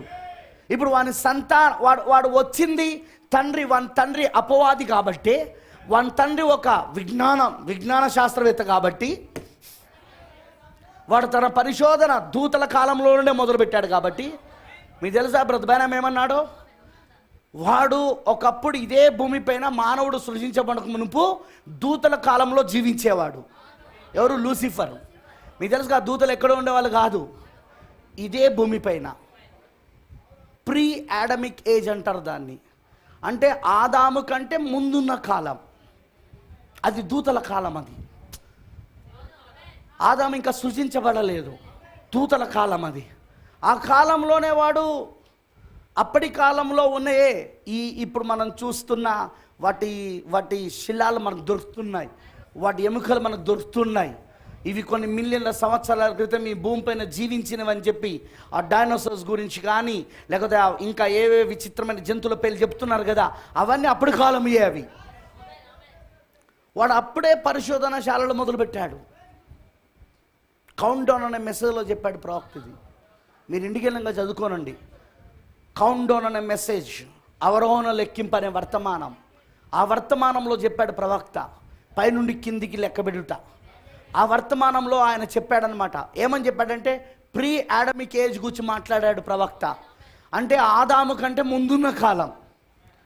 ఆదాము మొదటి మనుషుడు మానవ జాతిలలో, కానీ ఆదాము కంటే ముందున్న కాలం ఏంటిదంటే దూతల కాలం. ఆ దూతలున్న సమయంలో వాడు అప్పుడే పరిశోధనశాలలు మొదలుపెట్టాడు. వాడు అప్పుడే అణుబాంబులను తయారు చేశాడు. వాడు అప్పుడే అణుబాంబులను తయారు చేశాడు. ఈ ప్రపంచాన్ని అప్పుడు నాశనం అవడానికి కారణం, ఆదాము కంటే ముందు ఈ భూమి నిరాకారంగా శూన్యంగా మారడానికి కారణం అణుబాంబుల విస్ఫోటం అన్నాడు ప్రవక్త. అలా అవ్వడానికి కారణం ఏంటంటే వాడు అప్పుడే దాన్ని తయారు చేశాడు. వాడు దాన్నే ఇప్పుడు మానవ జాతిలోనికి తన కుమారుని ద్వారా తన సంతానాన్ని ఉత్పత్తి చేసుకొని ఇప్పుడు వాని జాతిని తీసుకొచ్చి ఆ జాతిలో ఉన్న వారికి ఇప్పుడు దాన్నే ఇచ్చాడు. ఒకటి గుర్తుంచుకోండి, మికాయలు అంటే క్రీస్తు, మర్చిపోవద్దు. నేను మికాయలను గురించి మాట్లాడుతున్నానంటే మీరు అక్కడెక్కడో దూత దగ్గరికి వెళ్ళకండి. మికాయలు ఎవరంటే క్రీస్తు అయి ఉన్నాడు. మికాయలు ఒక రాజ్యం, సమాధానపు రాజ్యం. అది యుద్ధములతో ఉన్న రాజ్యం కాదు, సమాధానం. మీకు తెలుసా 1000 ఏళ్ల పరిపాలనలో యుద్ధం ఉండదని? మన మికాయల రాజ్యము దావీదు కుమారుడైన క్రీస్తు యొక్క రాజ్యము 1000 ఏళ్ళు పరిపాలిస్తున్నప్పుడు యుద్ధం ఉండదని మీకు తెలుసా? ఎందుకంటే సాతానుడు బంధించబడతాడు. ప్రకటన 11లో వాడు 1000 ఏళ్ళు బంధించబడతాడు వాడు. అది సమాధానం రాజ్యం. అది సొలొమోను దానికి సాదృశ్యం. మీరు చదవండి బైబిల్లో, సొలొమోను పరిపాలిస్తున్న కాలంలో చుట్టూ ఉన్న దేశాలన్నీ ఇజ్రాయెల్తో శాంతి ఒప్పందానికి వచ్చేసినాయి. యుద్ధాలు జరగడం ఆగిపోయినాయి. అందుకే సొలొమోను పరిపాలన 1000 ఏళ్ల పరిపాలన సాదృశ్యం. మికాయేలు రాజ్యము సమాధానపు రాజ్యం, శాంతి రాజ్యం. కానీ అదే క్రీస్తు విరోధి రాజ్యం, అదే లూసిఫర్ రాజ్యం, ఆ ఎర్రని ఘటసర్పం యొక్క రాజ్యం, వాడిది ఎప్పుడు యుద్ధముల రాజ్యం. అందుకే వాడు మొదటిగా యుద్ధాన్ని ఎక్కడ తీసుకొచ్చాడు అంటే మీరు గమనిస్తే వాడు మొదటిగా భూమిపైకి తనను తాను మానవ జాతిలోనికి చొచ్చుకొని వచ్చిన తర్వాత వాడు తన యుద్ధాన్ని ఎక్కడ తీసుకొచ్చాడంటే వాడు ఆ నిమ్రోదు దగ్గర నుండి తీసుకురావడం మొదలుపెట్టాడు వాడు. రైట్? వింటున్న వాళ్ళందరూ ఆమె చెప్పండి. కయోను సంతానము, కయోను సంతానాన్ని మీరు ఫాలో కండి ఒకసారి బైబిల్లో. కొత్త ఆదికాండంలో వాళ్ళ సంతానంలో నుండే ఇవన్నీ వచ్చినాయి, పట్టణాలు వచ్చినాయి. వాని సంతానంలో నుండే పట్టణాలు కట్టడము, గ్రేట్ సైన్స్ బిల్డింగ్స్, గొప్ప గొప్ప సైన్స్ యొక్క బిల్డింగ్లు ఇవన్నీ వచ్చినాయి. వింటున్నారా? అవన్నీ వాడికి ఎలా వచ్చింది కయోని కంటే వాని తండ్రి అపవాది దగ్గర నుండి వచ్చింది అదంతా. కానీ అదే షేతును చూడండి, గొర్రెల కాపర్లు, వాళ్ళు గుడారాలలో జీవించేవారు. పెద్ద పెద్ద పట్టణాలు కట్టుకొని బ్రతికినోడు కాదు, గుడారాలలో సంచరించిన వారు. ఎందుకు? వాళ్ళు వచ్చిన సంతానం అలా అన్నమాట, దేవుని సంతానం వాళ్ళు. ఆమెనంటారా? మరి మీరు గమనిస్తే ఈ కయోని యొక్క వంశావళిని మనం గనక పాత నిబంధనలో ఆదికాండంలో క్షమించండి, ఆదికాండంలో మనం గనక ఫాలో అవుతే నీకు అర్థమయ్యేది ఏంటంటే ఈ కయోను సంతానమే అప్పుడు మోడర్న్ టెక్నాలజీని, నవనాగరికత టెక్నాలజీని కలిగి ఉన్నది. వాని సంతానంలో వారే విద్యావంతులు, సైంటిస్టులు, శాస్త్రవేత్తలు. వాని సంతానం నుండి వచ్చిన వాళ్ళ ఇంజనీర్లు, పెద్ద పెద్ద బిల్డింగ్లు కట్టిన వారు అప్పుడు. వింటున్నారా? అలా వాని సంతానం అభివృద్ధి పొందుకుంటూ వచ్చింది. అలా వాని సంతానము అభివృద్ధి పొందుకుంటూ వస్తున్నది. అదే సమయంలో షేతు సంతానము గొర్రెల కాపరులుగా ఉంటూ వాళ్ళు సాధారణమైన గుడారాలలో బ్రతుకుతూ వాళ్ళు పెరుగుతూ వస్తూ ఉన్నారు. సరిగ్గా ఎప్పుడైతే నోవాహు పుట్టాడో, నోవాహు యొక్క పేరు ఏమని పెట్టారంటే, అతని పేరుకు అర్థము నెమ్మది, విశ్రాంతి. ఇతని వలన విశ్రాంతి కలుగుతుందని పేరు ప్రత్యక్షతతో పెట్టాడు. నిజంగానే అతని వలన విశ్రాంతి వచ్చింది. హల్లెలూయా. ఎందుకంటే అప్పటికే భూమి బలాత్కారంతో నిండిపోయి ఉన్నది. చదివారు కదా మీరు. దేవుడు నరుల ఆత్మతో ఆయన ఎల్లప్పుడూ ఆయన ఆత్మ వాదించదని చెప్పి వాళ్ళ ఊహలు చెడ్డమని దేవుడు గ్రహించి, అవునా, నరుల కుమార్తెలను దేవుని కుమారులు వివాహం చేసుకోవడం మొదలుపెట్టినప్పుడు ఈ రెండు సంతానాలు, ఈ రెండు లైనేజీలు, ఈ రెండు వంశావళులు కలవడం చూసినప్పుడు దేవుడు దాన్ని సహించలేక దేవుడు మొత్తము జలప్రలయం ద్వారా నాశనం చేయాలని నిర్ణయించుకున్నాడు ఆయన. అలాంటి సమయంలో నోవాహు పుట్టాడు. నోవాహు ఏ సంతానం నుండి వచ్చిండో ఒకసారి చూడండి మీరు. షేతు సంతానం నుండి వచ్చాడు. నోవాహు యొక్క పితరుడు ఎవరంటే షేతు. వింటున్నారా? అతను షేతు సంతానం నుండి వచ్చాడు. అంతేకాకుండా మనం గమనిస్తే నోవాహు యొక్క పేరు, నోవాహు అని ఎందుకు తండ్రి పెట్టాడంటే దానికి కారణం ఏంటిదంటే నెమ్మది కలుగుతుందని చెప్పి, విశ్రాంతి దొరుకుతుందని చెప్పి. దేవుడు చూడండి, పేరులో కూడా ఆయన ప్రత్యక్షత పెడతాడు. ఆయన పేరులో కూడా ప్రత్యక్షత కలిగి ఉన్నది. ఆమేన్, హల్లెలూయా. అందుకే నోవాహు కాలంలో భూమికి నెమ్మది కలిగింది, భూమికి విశ్రాంతి వచ్చింది. జలప్రలయం ద్వారా దేవుడు నాశనం చేసుడు ద్వారా. ఆమేన్, హల్లెలూయా. నోవాహు దినాలలో మొత్తం ప్రపంచమంతా నాశనం అయ్యాక మళ్ళీ నోవాహు యొక్క 3 కుమారుల ద్వారా ప్రపంచమునకు సంతానం విస్తరించడం మొదలుపెట్టింది. నోవాహు యొక్క 3 పేర్లు తెలుసు, కుమారుల పేర్లు తెలుసుగా మీకు, షేము, హాము, యాపేతు. ఇప్పుడు మళ్ళీ హాము కుమారుడు కైనాను శపించబడ్డాడు. గమనించారా మీరు? హాము కుమారుడు కైనాను శపించబడ్డాడు. మళ్ళీ సర్పసంతానం అక్కడి నుండి వస్తూ ఉన్నది. నోవాహు దినాల్లో మొత్తం దేవుడు జలప్రలయం ద్వారా అన్నిటినీ నాశనం చేశాడు. ఇక సర్పసంతానం అంతా నాశనం అయిపోయింది. కానీ మళ్ళీ ఎక్కడి నుండి వచ్చిందంటే హాము కుమారుడైన కేనాను ద్వారా. పట్టుకున్నారా మీరు? హాము కుమారుడైన కేనాను ద్వారా మళ్ళీ, ఎందుకంటే అతను శపించబడ్డాడు. మీరు చదవండి, హాము శపించబడలేదు, హాము కుమారుడైన కేనాను శపించబడ్డాడు. ఓకేనా? ఎలాగైతే కయ్యోను శపించబడ్డాడో, కయ్యోను శపించబడ్డాడా లేదా? సేమ్ అలాగునే ఇప్పుడు హాము కుమారుడైన కేనాను శపించబడ్డాడు. ఇప్పుడు అతనిలో నుండి మళ్ళీ సర్పసంతానం మొదలైంది. Follow the line. కానీ షేములో నుండి వస్తున్న వారు ఎవరు అంటే అబ్రహాము. జాగ్రత్తగా వినండి. షేము సంతానం, ఈ 3, షేము, హాము, యాపేతు, ఈ 3 సంతానమే భూమిపైన విస్తరించడం మొదలైంది. భూమిపైన పాపులేషన్, జనసమూహము తయారవడం మొదలైంది. మళ్ళీ ఒక దేవుని ఆరాధన నుండి, ఎందుకంటే నోవాహు ఒక దేవుని ఆరాధించాడు. నోవాహు తన కుటుంబానికి ఏకదేవుని ఆరాధన నేర్పించాడు. బహుదేవత ఆరాధన లేదు. కయ్యోను దగ్గర మొదలైంది బహుదేవత ఆరాధన. కయ్యోను సంతానం నుండి మొదలైంది బహుభార్యత్వం, పాలుగామి, బహుభార్యత్వం, ఇద్దరిని పెళ్లి చేసుకోవడం. కయ్యోను దగ్గర నుండి మొదలైంది, కయ్యోను సంతానం దగ్గర నుండి మొదలైంది బహుభార్యత్వం కానీ, లేకపోతే విగ్రహారాధన కానీ, బహుదేవత ఆరాధనలు కానీ. వింటున్నారా? టెక్నాలజీ, సైన్స్, ఇదంతా కూడా అక్కడి నుండే మొదలైంది. కానీ దేవుడు దాన్ని జలప్రలయంలో నాశనం చేసేసాడు. ఒకటే కుటుంబం మిగిలిపోయింది. ఎక్కడ? నోవాహు ఓడలో నోవాహు మాత్రమే మిగిలిపోయాడు. నోవాహు బహుభారత్వం కలిగిన వాడు కాదు. రెండోది, నోవాహు బహుదేవత ఆరాధన చేసేవాడు కాదు. దేవుడు ఒక్కడేని నమ్మినవాడు. There is only one God, there is no other gods but only one God. వేరే దేవుళ్ళు ఎవరూ లేరు, ఒకడే దేవుడు ఉన్నాడని నమ్మినవాడు. మరి ఏకదేవుని ఆరాధన నుండి మళ్ళీ బహుదేవత ఆరాధన వైపు ఎక్కడ తిరిగిందంటే హాము యొక్క సంతానమైన కేనాను ద్వారా.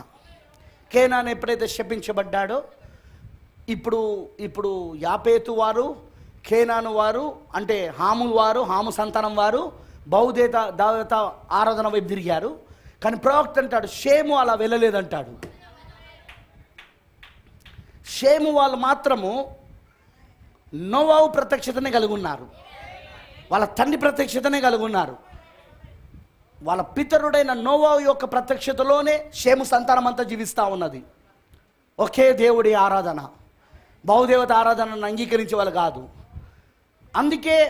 అందుకే అబ్రహాము ఆ కల్దీల దేశము నుండి, ఊరన్న దేశము నుండి ఆయన బడికి పిలువబడినప్పుడు ఏకదేవుని స్వరమును విన్నాడు ఆయన. అందుకే ఆయన దగ్గరికి 3 మనుషులు ప్రత్యక్షమైన, ఆదికాండం 18లో 3 మనుషులు ప్రత్యక్షమైన. ఆయన ప్రభువులారా అని పిలవట్లేదు, కానీ ప్రభువా ఎలోహిం అని పిలుస్తా ఉన్నాడు ఆయన. ఎందుకంటే ఆయనకు ఏకదేవుని గురించి తెలుసు కాబట్టి. బహుదేవత ఆరాధన కాదు ఆయనది, ఏకదేవుని ఆరాధన. ఈరోజు సంఘశాఖలోకి వాళ్ళు ఏ దేవుని ఆరాధనలో ఉన్నారో వాళ్ళకే తెలియదు, వారికే తెలియదు వాళ్ళకు ఏ దేవుని ఆరాధిస్తున్నారో. ఏకైక దేవుని ఆరాధించడం వాళ్ళకి అసలే తెలియదు.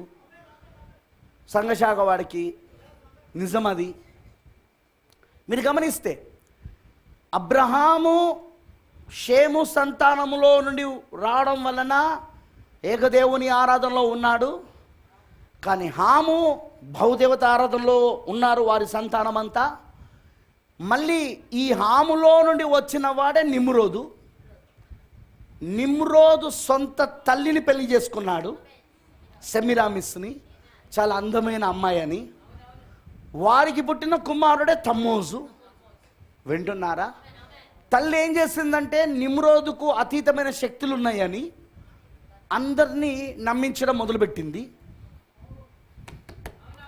నిమ్రోదు దేవుడై ఉన్నాడని, నిమ్రోదుకు అతీతమైన శక్తులు ఉన్నాయని, అందుకే నిమ్రోదు నా కొడుకు, నా భర్త అని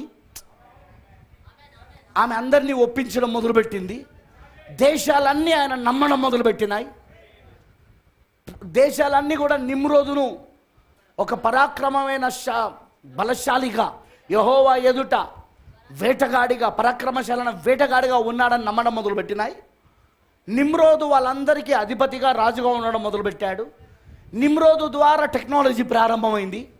అందుకే గోపురాన్ని, దేవుడి సింహాసనాన్ని తాకగలిగిన గోపురాన్ని, టెక్నాలజీ చూడండి, ఇప్పుడు దేవుని సింహాసనమును తాకగలిగిన ఒక గోపురాన్ని కట్టడానికి ప్రపంచంలో ఉన్న జనాంగాలందరినీ, వాళ్ళందరినీ పోగు చేయగలిగాడు, ఏకము చేయగలిగాడు యుద్ధాల ద్వారా. యుద్ధం కూడా మొదలైంది వాడి ద్వారానే. వింటున్నారా? ఎందుకంటే వేటగాడ అనే పేరు వచ్చిందే యుద్ధాలను బట్టి. వేటగాడ అంటే జంతువులను చంపుకొని తినే వేటగాడ కాదు, ఎందుకంటే అది అందరికీ అలవాటు. అది తెలుసు కదా మీకు. ఇప్పుడు అప్పటి కాలంలో, అప్పటి నాగరికతలో అందరూ వేటాడేవాళ్ళు జంతువులను. కానీ ఇక్కడ వేటగాడ అంటే ఇది కాదు అర్థం. యెహోవా ఎదుట పరాక్రమశాలైన వేటగాడు అనే పేరంటే అర్థం ఏంటంటే వాడు దేశాలను వేటాడేవాడు. ఎందుకంటే ప్రతి దేశానికి ఒక జంతువు గుర్తుగా ఉంటుంది, జాతీయ జంతువుగా. మన జాతీయ జంతువు బెంగాల్ టైగర్. ఇప్పుడు ఆస్ట్రేలియా జాతీయ జంతువు కంగారో, అవునా? ఇంకో దేశం జాతీయ జంతువు ఇంకొకటి. ఇలా నానా రకాలుగా ఉంటాయి, అవునా? ఆఫ్రికాకు వెళ్ళినప్పుడు ఆఫ్రికా వాళ్ళ యొక్క జాతీయ జంతువు బఫెలో, దున్నపోతు. ఏది? అడవి దున్నపోతు వాళ్ళ యొక్క జాతీయ జంతువు. అర్థమైందా? ఇప్పుడు వీడు దేశాలను వేటాడడం, దేశాలతో యుద్ధాలు చేసి, అప్పుడు యుద్ధం అంటే ఏంటిదో మిగతా దేశాలకు తెలియదు. వీడు కయోను సంతానంలో నుండి వచ్చాడు కాబట్టి, వీడు సర్ప సంతానంలో నుండి వచ్చాడు కాబట్టి, వీని తండ్రి అపవాదిగా ఉన్నాడు కాబట్టి వీడికి యుద్ధాలు ఎలా చేయడమో వీడికి తెలుసు. యుద్ధాలు ఎలా చేయాలో వీడికి ఆ జ్ఞానం వచ్చేసింది. వీడికి పుట్టుకతోనే, వీడికి జన్మతోనే ఆ జ్ఞానం వచ్చింది. వింటున్నారా? ఆ జ్ఞానం వానికి ఉంది చిన్నప్పటి నుండే. ఎవరు వానికి నేర్పించాల్సిన అవసరం లేదు. సేమ్ జలప్రలయానికి ముందు ఎలాగైతే కయ్యోను సంతానానికి ఆ జ్ఞానం ఉందో, పట్టణాలను కట్టడం, ఇంజనీరింగ్ పనులు, పట్టణాలు కట్టాలంటే ఇంజనీరింగ్ పని ఉండాలా, దేశాలను నిర్మించాలంటే ఇంజనీర్స్ వాళ్ళే కదా అండి కట్టేది. రాగి పని, ఇనుము పని, చదవండి. వాళ్ళు వాటితో పనిముట్లు తయారు చేయడము, వాయిద్యాలు తయారు చేయడం, అవన్నీ చేశారా లేదా వాళ్ళు? అదంతా కావాలంటే వాళ్ళకి ఏం కావాలి? టెక్నాలజీ కావాలా, సైన్స్ కావాలా, అజ్ఞానం విజ్ఞానం కావాలా వాళ్ళకు. వాళ్ళకి ఎక్కడి నుండి వచ్చింది? వాళ్ళ జన్మతోనే వచ్చింది వాళ్ళకు. ఇప్పుడు వీడు కూడా జన్మతోనే వచ్చింది వీడికి. ఎవరికి? నిమ్రోదికి. అందుకే వీడు యుద్ధాలు ఎలా చేయాలో వీడికి తెలుసు, యుద్ధం యొక్క ఆయుధాలను ఎలా తయారు చేయాలో వీడికి తెలుసు. వింటున్నారా? అందుకే వీడు సులువుగా చాలా దేశాలను వీడు వీడు వేటాడగలిగాడు. వీడు వాళ్ళను బలవంతంగా తీసుకురాగలిగాడు. సేమ్ ఇప్పుడు అదేనా జరుగుతున్నది మనకు కూడా? మనకు కూడా ఇప్పుడు అదే స్థితి వస్తున్నదా లేదా? వినబడతలేదు. ఆది కారణములో అక్కడ బబులోను, నిమ్రోదు స్థాపించిన ఆ పట్టణం పేరు బాబేల్. అసలు ఆ తర్వాత అది బబులోను అయింది. బాబేలే బబులోను. ఇప్పుడు కొత్త నిబంధనకు వచ్చేసరికి ఆది కాండములో అది బబులోన్ అయితే అది అది అది ప్రకటన గ్రంథములో మర్మమయున బబులోన్. అది ఎందుకు మర్మమైన బబులోన్ అంటున్నది బైబిల్? అది మర్మంగా ఉంది కాబట్టి, చాలామందికి తెలియదు కాబట్టి. It's a mystery. ఆ మర్మం తెలవాలంటే 7వ దూత దగ్గరికి రావాలా. ఎందుకంటే 7వ దూత, ప్రకటన 10వ వచనంలోని 7వ దూత పలుకు దినాలలో దేవుని మర్మం అంతా సమాప్తం అవుతుంది. అందుకే ఈ మర్మమైన బబులోని ఎవరా అని తెలుసుకోవాలంటే ఎక్కడికి రావాలంటే 7వ దూత దగ్గరికి రావాలా. 7వ దూత దగ్గరికి వచ్చినప్పుడు 7వ దూత మర్మాన్ని బయలుపరుస్తాడు ఆయన. ఆది కాండములో అది ఉట్టి బబులోను, కానీ ప్రకటన గ్రంథంలో అది మర్మమైన బబులోను, తల్లి అయిన బబులోను. ఆది కాండములో అది ప్రపంచంలో ఉన్న దేశాలన్నిటినీ వేటాడి అక్కడున్న ప్రజలందరినీ బలవంతంగా అది అది తన అధికారంలోకి తెచ్చుకున్నది. ఇప్పుడు ప్రకటనలో కూడా 13వ అధ్యాయంలో వినబడుతుందా నీకు? సేమ్ ప్రపంచంలో ఉన్న వాళ్ళందరినీ ఒత్తిడి చేసి బలవంతం చేసి, నేను చెప్పాను ఒకసారి, బలవంతం చేయే ఆత్మనే బబులోను ఆత్మ. అది మతపరంగా బలవంతం చేస్తుంది, అది రాజకీయ పరంగా బలవంతం చేస్తుంది. ఎందుకంటే మతములు దాని చేతిలోనే ఉన్నాయి, రాజకీయాలు దాని చేతిలోనే ఉన్నాయి. ప్రపంచ రాజకీయం అంతా దాని చేతిలో ఉండడానికి కారణం ప్రపంచ ధనమంతా దాని చేతిలో ఉంది కాబట్టి. ఇప్పుడు ప్రపంచ ధనమంతా ఆ మర్మమైన బబులోను చేతిలో ఉండడం వలన ప్రపంచ రాజకీయాలన్నీ దాని చేతిలో ఉన్నాయి. యుద్ధం చెయ్యాలన్నా దాని ఇష్టమే, యుద్ధం వద్దనుకోవాలన్నా దాని ఇష్టమే. మీకు తెలుసా, ఇప్పుడు ప్రపంచంలో తయారవుతున్న ప్రతి మరణకరమైన ఆయుధం వెనకాల ఎవరి ఇన్వెస్ట్మెంట్ ఉందో తెలుసా? ఎవరి పెట్టుబడి ఉందో తెలుసా? Roman Catholic. సార్, అమెరికా దగ్గర చేస్తున్న ఆయుధాలకు అంత డబ్బులు అమెరికా దగ్గర లేవు. ఎందుకంటే అమెరికా ఎప్పుడో దివాలా తీసింది, ప్రవక్త ఉన్నప్పుడే తీసింది. ప్రవక్త చెప్పలేదా? అప్పుడే ప్రతి మనిషి పైన అప్పు ఉందని చెప్పాడా లేదా? ఆయన ఉట్టిగా చెప్పిండా? ఆయన ఆల్రెడీ అప్పుడు జరుగుతున్న స్టాటిస్టిక్స్ని చదివే చెప్పాడు. ఆయన అప్పుడు దేశం యొక్క ఆర్థిక వ్యవస్థను చూసే చెప్పాడు. ప్రతి ఒక్కరిపైన అప్పు ఉందని చెప్పాడు ఆయన. మరి అప్పుల పాలై ఉన్న ఆ దేశం అప్పుడే 1960లలోనే అప్పుల పాలై ఉన్న ఆ దేశం ఇన్ని ఆయుధాలను ఎలా సమకూర్చగలదు? ఇంత డబ్బును ప్రపంచానికి ఎలా ఇవ్వగలదు? అది ఇప్పుడు చూడండి, ప్రపంచ ఆరోగ్య సంస్థకు ఎక్కువ డబ్బు ఇచ్చేది కాదు అమెరికా. ఐక్యరాజ్య సమితికి కార్యనిర్వహణ చేయడానికి ఎక్కువ డబ్బు ఇచ్చేది అమెరికా. ఏదైనా దేశంలో యుద్ధం వస్తే శాంతి కోసమని పంపించే సంకీర్ణ సైన్యం అంటే ఆయా దేశాల సైన్యం, మన ఇండియాది కూడా ఉంది అందులో. వాళ్ళందరూ ఏంటిదంటే ఎవరి కింద ఉంటారంటే వాళ్ళందరూ ఎవరి కింద ఉంటారంటే యుఎన్ఓ కింద ఉంటారు, యునైటెడ్ నేషన్స్ ఆఫ్ ఆర్గనైజేషన్, ఐక్యరాజ్య సమితి కింద. మన దేశం యొక్క సైన్యం కూడా ఉంది, కొంతమంది అక్కడ ఉంటారనమాట. వీళ్ళ పని ఏంటిదంటే సంకీర్ణ సైన్యం అంటారు వాళ్ళని, అన్ని దేశాల సైన్యం. వీళ్ళ పని ఏంటిదంటే ఏ దేశంలో అయినా అంతర్గత యుద్ధాలు జరుగుతుంటే వీళ్ళు అక్కడ శాంతి కోసం, సెక్యూరిటీ కోసం వెళ్తారనమాట. ఆ ప్రభుత్వానికి సపోర్ట్ చేయడానికి, తిరుగుబడిదారులను అణిచివేయడానికి. దాన్నే సంకీర్ణ సైన్యాలు అంటారు వాటిని. వాటికి ఎవరిస్తున్నారు డబ్బు? అమెరికా. ఐక్యరాజ్య సమితిలో చాలా కార్యక్రమాలకు ఎవరిస్తున్నారు? అమెరికా ఇంతకు దివాలా తీస్తున్నది. ప్రవక్త ఉన్నప్పుడే, వింటున్నారా, వారు ఆల్రెడీ ఆర్థిక ఒప్పందము లేదా ఆర్థిక పెట్టుబడి విషయంలో వాటికన్కి అమెరికాకి అప్పుడే ఒక కూటమి ఏర్పడింది, ప్రవక్త ఉన్నప్పుడే. అదే నేను మీకు చూపించింది. ఏంటిది? ఆహాబు యెజబెలు మధ్యలో కూటమి, వివాహం. అర్థమైందా? అప్పుడు ఎవరు ఉండాలంటే ఏలియా ఉండాలి. ఏలియా ఉన్నప్పుడు అది జరిగిపోయింది. అది అప్పటి నుండి ఇప్పటి వరకు అమెరికాలో తయారయ్యే ఆయుధాలు కానీ, అమెరికా ఇచ్చే డబ్బులు కానీ, అమెరికా చూపిస్తున్నది అంతా కూడా ఎవరిది పెట్టుబడి అంటే రోమన్ క్యాథలిక్ది. అర్థమైందా నేను చెప్పింది? అందుకే ఇరాక్ పైకి యుద్ధం వెళ్ళాలా వద్దా అనేది అది ప్రెసిడెంట్ పైన ఆధారపడలేదు, రోమన్ క్యాథలిక్ పైన. ఓ దేశం పైన దండెత్తాలి, ఆ దేశాన్ని నిర్బంధించాలి, ఆ దేశాన్ని స్వాతంత్రించుకోవాలి, ఆ దేశం ఒక ప్రభుత్వాన్ని కూలగొట్టి కొత్త ప్రభుత్వం కట్టాలి. ఏది చెయ్యాలన్నా చూస్తేనో మనకు అమెరికా అని, ఈ దేశం అని, ఆ దేశం అన్నట్టు కనబడతా ఉంటుంది.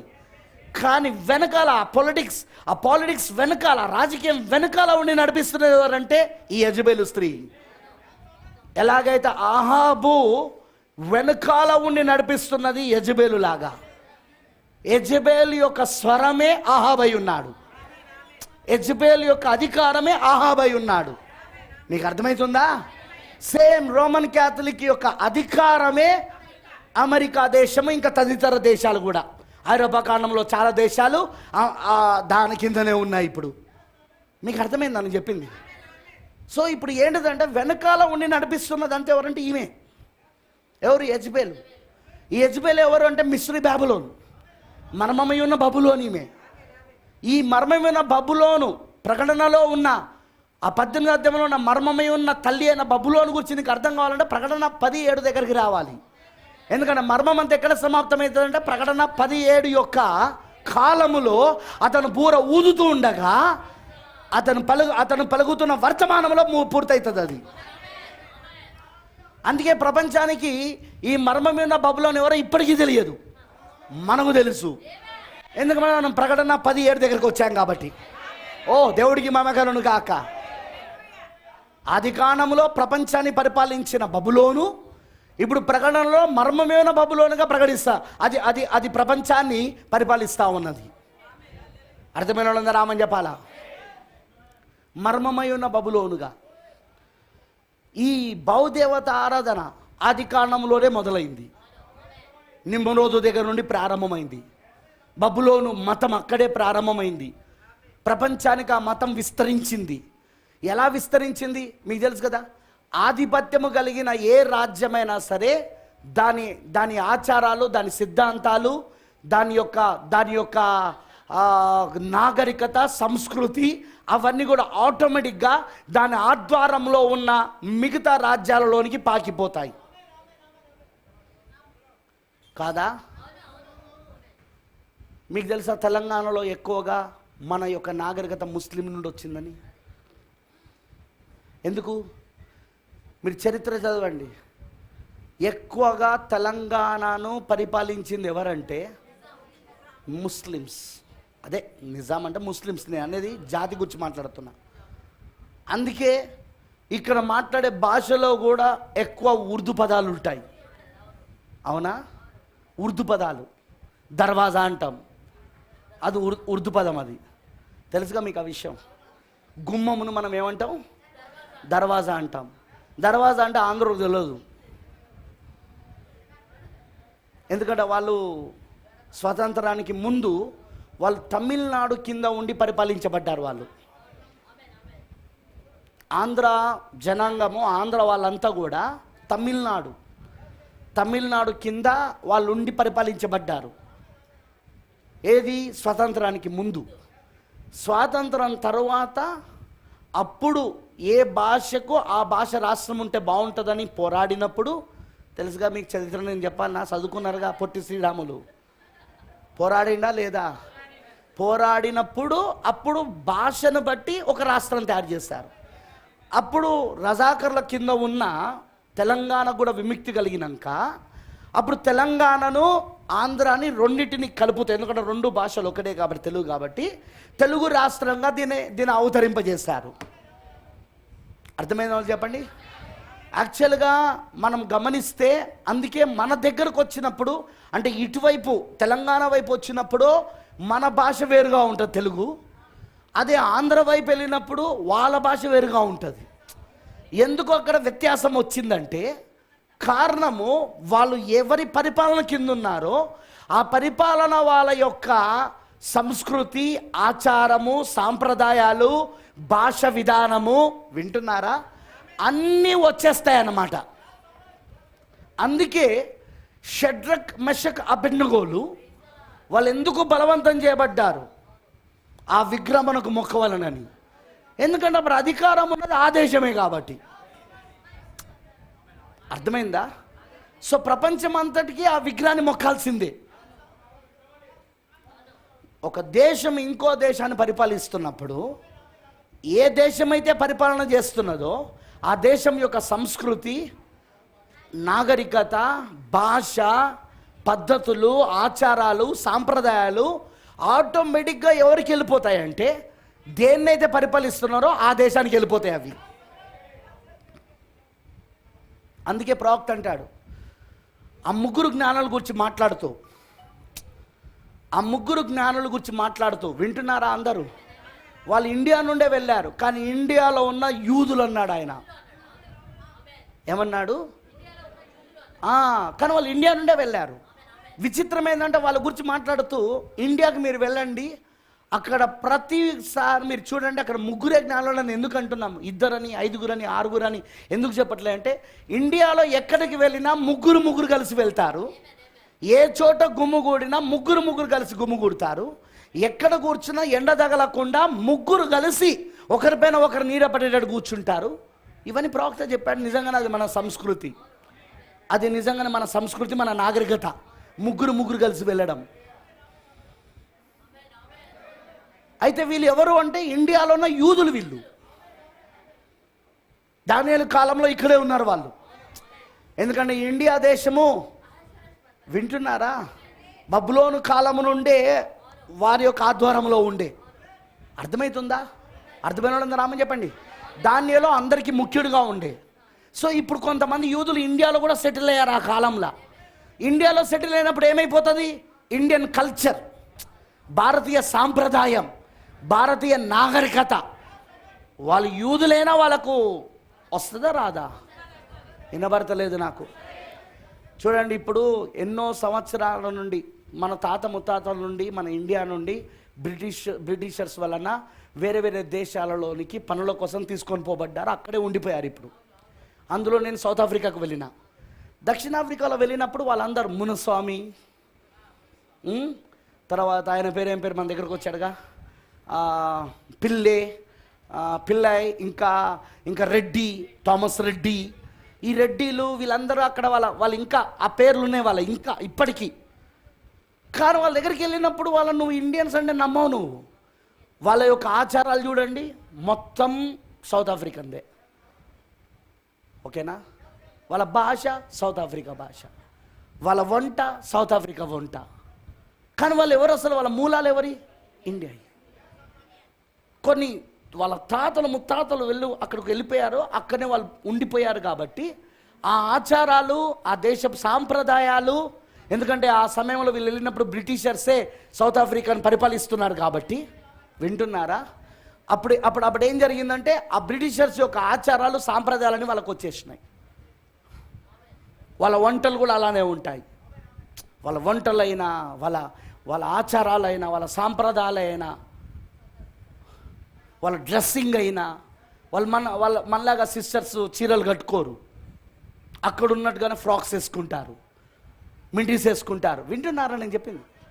ఎందుకు? అక్కడికి వెళ్ళినప్పుడు అలా వస్తుంది. అలానే సేమ్ ఇక్కడనే ఇండియాలోనే ఉన్న వాళ్ళు, వీళ్ళు యూదులు ఇక్కడే ఉండిపోయారు వాళ్ళు అప్పటి కాలంలో, బబులోను కాలంలో. కానీ యాకోబులో నక్షత్రం ఉదయిస్తుందని తెలుసు వాళ్ళకు. అందుకే తూర్పు వైపు వాళ్ళు చూస్తూ ఉన్నారు. వాళ్ళు తూర్పు వైపు నక్షత్రం ఎప్పుడైతే వీళ్ళ ముగ్గురికి కనబడిందో, ముగ్గురు అని ప్రవక్త అనడానికి కారణం అదే. ఇండియా యొక్క సాంప్రదాయంలో ఎక్కడికి వెళ్ళినా వాళ్ళు ముగ్గురు కలిసి ఉంటారు, ముగ్గురు కలిసి భోజనం చేస్తారు, ముగ్గురు కలిసి తిరుగుతారు. నాగరికత, సాంప్రదాయం. బైబిల్లో ముగ్గురు అని లేదు, ఉందా? కానీ ముగ్గురు లేకపోయినా ముగ్గురు అనడానికి కారణం అదే. వీళ్ళ యూదులు, ఏది ఇండియాలో ఉన్న యూదులు, వీళ్ళు ఇండియా ఆచారాలను పాటిస్తున్న యూదులు వీళ్ళు. కానీ వీళ్ళు యూదులు కాబట్టి, వీళ్ళకు ఆల్రెడీ బైబిల్ తెలుసు కాబట్టి, దానియేలు వీళ్ళ ప్రవక్తగా ఉన్నాడు కాబట్టి, వింటున్నారా, వీళ్ళకు అవి నేర్పించబడ్డాయి కాబట్టి, అందుకే వీళ్ళు యాకోబులో నక్షత్రము ఉదయించుననే మాట వీళ్ళకి తెలుసు కాబట్టి, అది అది అది బిలాము ప్రవక్త చెప్పిన ప్రవచనమని సంఖ్యాకాండంలో రాయబడి ఉన్నదని, వాళ్ళు ఎప్పుడైతే ఆ నక్షత్రాన్ని చూశారో అప్పుడు వాళ్ళకి అర్థమైపోయింది యూదుల రాజు పుట్టాడని. అందుకే ఇండియా నుండి వాళ్ళు బయలుదేరారట. ఈ ముగ్గురు యూదులు ఈ యొక్క దానేమంటారు వంటల పైన సహారా ఎడారిని దాటుకుంటూ, ఆ లోయలను దాటుకుంటూ వాళ్ళు వెళ్ళేసరికి 2 సంవత్సరాలు పట్టిందండి ఇజ్రాయెల్ దగ్గరికి వెళ్ళేసరికి. మీకు అర్థమైందా? నేను ఇవన్నీ ఎందుకు చెప్తున్నానంటే, ఏ దేశమైనా ఇంకొక దేశాన్ని కానీ ఇంకొక జనాంగమును కానీ పరిపాలిస్తున్నప్పుడు, ఆ దేశం యొక్క పరిపాలిస్తున్న దేశం యొక్క ఆచారాలు, సాంప్రదాయాలు, సిద్ధాంతాలు, నమ్మకాలు, లేకపోతే జీవించే విధానాలు, లైఫ్ స్టైల్, జీవించే వైఖరి, అవన్నీ కూడా ఏమైపోతాయంటే బలవంతంగానో లేక సంవత్సరాల తరబడి ఉండడం వలననో వాళ్ళకు నెమ్మదిగా ఆ దేశం, ఏ దేశం పైన అయితే వారు పరిపాలిస్తున్నారో ఆ దేశానికి అవన్నీ కూడా ఇక అలవాటు అయిపోతాయి. అవి అర్థమైందా? దానికి అవసరమైతే వాళ్ళు బలవంతం కూడా చేస్తారు. అందుకేగా హామాను కొత్త చట్టం తీసుకురాగలిగాడు. నీ మాటను నమ్మని వాళ్ళు ఉన్నారో నా ఐశ్వర్యరాజుకు చెప్పి, వాళ్ళంతా ఒక ప్రత్యేకమైన గుంపు వాళ్ళది, ప్రత్యేకమైన జనాంగం వాళ్ళు మన సిద్ధాంతాలు కానీ మన ఆచారాలు కానీ వాళ్ళు పాటించరు. వాళ్ళు చదవండి బైబిల్లో. హామాను ఇవన్నీ చెప్పాడో లేదో చదవండి. యూదుల కోసం చెప్పాడా లేదా? వాళ్ళు ఈ దేశంలో ఉండడం హానికరం, అందుకే వాళ్ళ నిర్మూలన చేయడం మంచిది, లేదా వాళ్ళు బలవంతంగా ఇందులోకి రావాలి. దానే కాలంలో ప్రయత్నించారు బలవంతంగా రావడానికి. షడ్రక్ మెషక్ అబ్దెనగో కాలంలో ప్రయత్నించారు బలవంతంగా రావడానికి, కానీ వాళ్ళు రాలేదు. కానీ ఇప్పుడు ఎస్తేరు కాలంలో వాళ్ళని నిర్మూలన చేయాలనుకుంటున్నారు.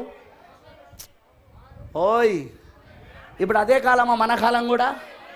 మర్మమైన బబులోను ఇప్పుడు ఈ ప్రజలను, ఈ ప్రత్యేక తరగతి కలిగిన జనులను, మిగతా దేశాలతో కలవని జనాంగం, వారి ఆచారాలు, వాళ్ళ నమ్మకాలు, వాళ్ళ సిద్ధాంతాలు, వాళ్ళ నాగరికత, వాళ్ళ యొక్క సంస్కృతితో మిళితము కాని జనాంగం.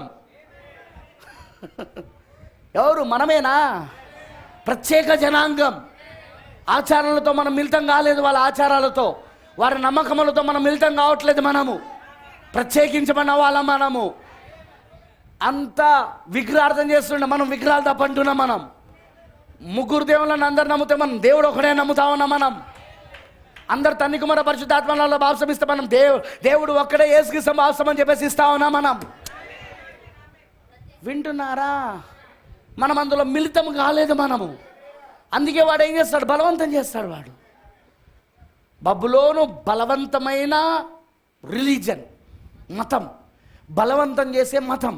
ప్రపంచ దేశాలన్నీ ఎలా ఈ మిస్రీ బబులోన్తో, ఈ మర్మమైన బబులోని కిందికి వస్తాయి, ఎలా ఈ మర్మమైన బబులోని యొక్క రాజ్యాధికారంలోకి వస్తాయంటే బలవంతం. ఆర్థికపరమైన బలవంతము, రాజకీయపరమైన బలవంతము, ఓకేనా, మతపరమైన బలవంతము, అన్ని రకాలుగా బలవంతము చేసి ఎలాగైనా లాగాలని చూస్తాడు. అర్థమైన వాళ్ళందరూ ఆమని చెప్పండి. అదే వాడు చేసే ప్రయత్నం. అవునా కాదా? వినబడతలేదు నాకు. అదే వాడు చేసే ప్రయత్నం వాడు. అందుకే ఈ మర్మమైన బబులోని మనం గమనిస్తే, ఇప్పుడు ఆది కాండంలో ఏదైతే నిమ్రోదు కాలంలో ఎలా ప్రపంచం అంతటికి వాడు తన మతాన్ని, తన రాజకీయాన్ని, తన బలాన్ని యుద్ధాల ద్వారా భయపెట్టి, మనుషులను భయపెట్టి, ఎలా వాడు మొత్తము అన్నిటినీ స్వాధీనపరుచుకొని వాడు తనను ఆరాధించాలని ఎలా వాడు అక్కడ గోపురము కడుతున్నాడో, ఇప్పుడు కూడా అదే స్థాయికి మళ్ళీ ప్రపంచము వస్తూ ఉన్నది, వచ్చింది ఆల్రెడీ. ఆ స్థితికి వచ్చింది. ఎందుకంటే మనం చూస్తున్నది ఏంటంటే 5వ బూర కింద వాడు ఆ నక్షత్రం రాలి కింద పడ్డాడు. ఇప్పుడు వాడు భూమిపైన రాజుగా దూతగా ఉన్నాడు. పాతాళంకి వాడు రాజుగా దూతగా ఉన్నాడు. ఇప్పుడు వాడు భూమిపైన తన రాజ్యాన్ని స్థాపించి ఆరాధించబడాలనేదే వాని కోరిక. పౌలు గారు చెప్పలేదా తెస్సలోనికీయులకు రాసిన పత్రికలో, వాడు దేవుని మందిరములో ఆలయంలో కూర్చొని వాడు తానే దేవుడనని చెప్పి ఆరాధించబడతాడని? చదవలేదా మీరు ఎప్పుడు కూడా? అందుకే ఏ విధముగా అయినను మీరు మోసపుచ్చబడకుండా చూసుకున్నాడు అని అనలేదా ఆయన? అర్థమైందా చెప్పింది? వాడు తానే దేవుడనని, ఏదైతే దేవుడు అనబడుతున్నదో, ఏదైతే పూజించదగినదో దాన్ని అంతటిని వాడు ఎదిరించుచు తానే దేవుడనని దేవుని ఆలయంలోకి వచ్చి వాడు అకస్మాత్తుగా కూర్చుంటాడు అన్నాడా లేదా? వాడు పరలోకము నుండి కోరుతున్న కోరిక ఏంటిది? అదే కదా. వాడు తాను దేవుడిగా పిలువబడాలని, వాడు దేవుడిగా ఆరాధించబడాలని, వాడు తాను మికాయలు కంటే అద్భుతమైన రాజ్యాన్ని స్థాపించాలని. కానీ వాని రాజ్యం ఎప్పుడు యుద్ధాలతోనూ భయభ్రాంతలు గురి చేస్తూ యుద్ధాలు చేస్తూ బలవంతంగా వాడు లోబరుచుకోవడమే తప్ప మికాయల్లాగా శాంతి సమాధానంతో కూడిన రాజ్యం కాదు. వాడు పరలోకంలో కూడా అట్లనే రాజ్యాన్ని స్థాపించాలనుకున్నాడు. వాడు దేవుడు ఏం చేశాడు? వాడిని అక్కడ నుండి ఒక వాడిని ఒక తన్నుడు దంతే వాడు వచ్చి భూమి పైన పడ్డాడు. వాడు అవునా కాదా? ఇప్పుడు వాడు భూమిపైన ఏం చేస్తున్నాడు? ఇప్పుడు ఈ కాలంలో, మన కాలంలో నేను చెప్పేది, పౌలు గారు రాసిన లేఖనం ఇప్పుడు మన కాలంలో జరుగుతూ ఉన్నది. ఇక్కడ ప్రకటన 9లో ఇప్పుడు మన కాలంలో జరుగుతూ ఉన్నది. ఆకాశం నుండి నక్షత్రం రాలిపడము, పాతాళం తెరవడం. అవునా కాదా? ఆ 20 కోట్ల దయ్యాలు బడికి రావడం. మీకు అర్థమవుతుందని నేను చెప్పింది? ఇప్పుడు వాటికి అన్నిటికీ వీడు రాజుగా ఉన్నాడు. ఎందుకు? వీడు తన రాజ్యాన్ని భూమిపైన స్థాపించాలని. అందుకే ఆ దయ్యములన్నీ ఇప్పుడు మనుషులలో దూరి వాడు ఇప్పుడు తన రాజ్యాన్ని స్థాపించుకోవడానికి మర్మమైన బబులోనుగా ఈ ప్రపంచాన్ని పరిపాలించడానికి రాజకీయమును, మతమును, ఆర్థిక శక్తిని తన చేతిలో పెట్టుకున్నాడు. ఇప్పుడు వాడు మూడింటిని వాడు తన చేతిలో పెట్టుకున్నాడు. ఒకటి రాజకీయము, రెండవది మతము, మూడవది ఆర్థిక శక్తి. ప్రపంచం యొక్క ధనమంతా వాళ్ళ దగ్గరనే ఉంది. అందుకే ప్రపంచం యొక్క ఆర్థిక వ్యవస్థ అంతా ఇప్పుడు వాని చేతుల్లోనే ఉంది. ఓ దేశం పైన యుద్ధానికి వెళ్ళాలా వద్దా అది వాడి నిర్ణయమే. వాడు మొదటి నుండి యుద్ధాలను తీసుకొచ్చేవాడు. వాడు తన రాజ్యాన్ని ఎలా స్థాపించాలనుకున్నాడంటే యుద్ధాల ద్వారా, బలవంతంగా వాడి మతంలోకి చేర్చుకోవాలని, బలవంతంగా వాడు తన రాజ్య పరిపాలన చేయాలని వాడు మొదటి నుండి బలవంతం చేసుకుంటూనే వచ్చాడు. వాడు భయపెడుతూ జనాలను. ఆదికాండంలో నిమ్రోదు అదే పని చేశాడు, బబులోను రాజుగా. ఓయ్ వింటున్నారా? ఇప్పుడు ప్రకటనలో ఇప్పుడు అదే వాడు స్థాపిస్తున్నది మర్మమేవును బబులోనుగా. ఆమెనంటారా? అర్థమైన రామ చెప్పండి.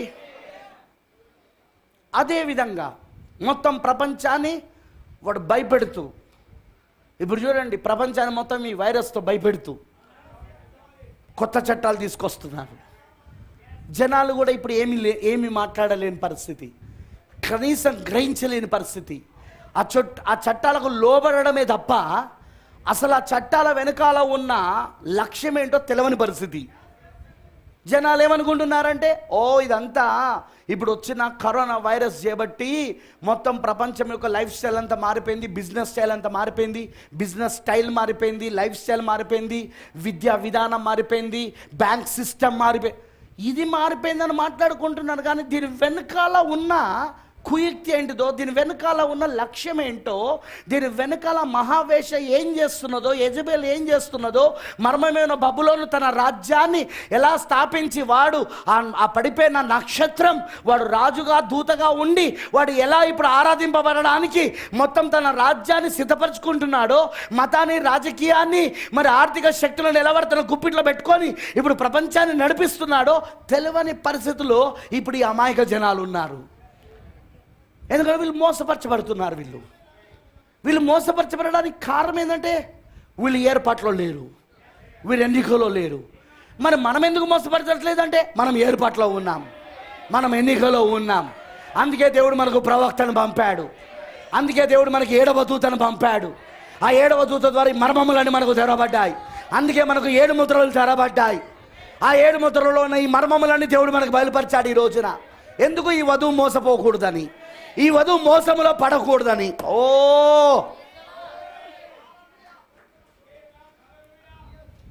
You catch it? మీరు పట్టుకున్నారా నేను చెప్తున్నది? That's true. The mystery Babylon, మర్మమైన బబులోను, తల్లి అయిన బబులోను.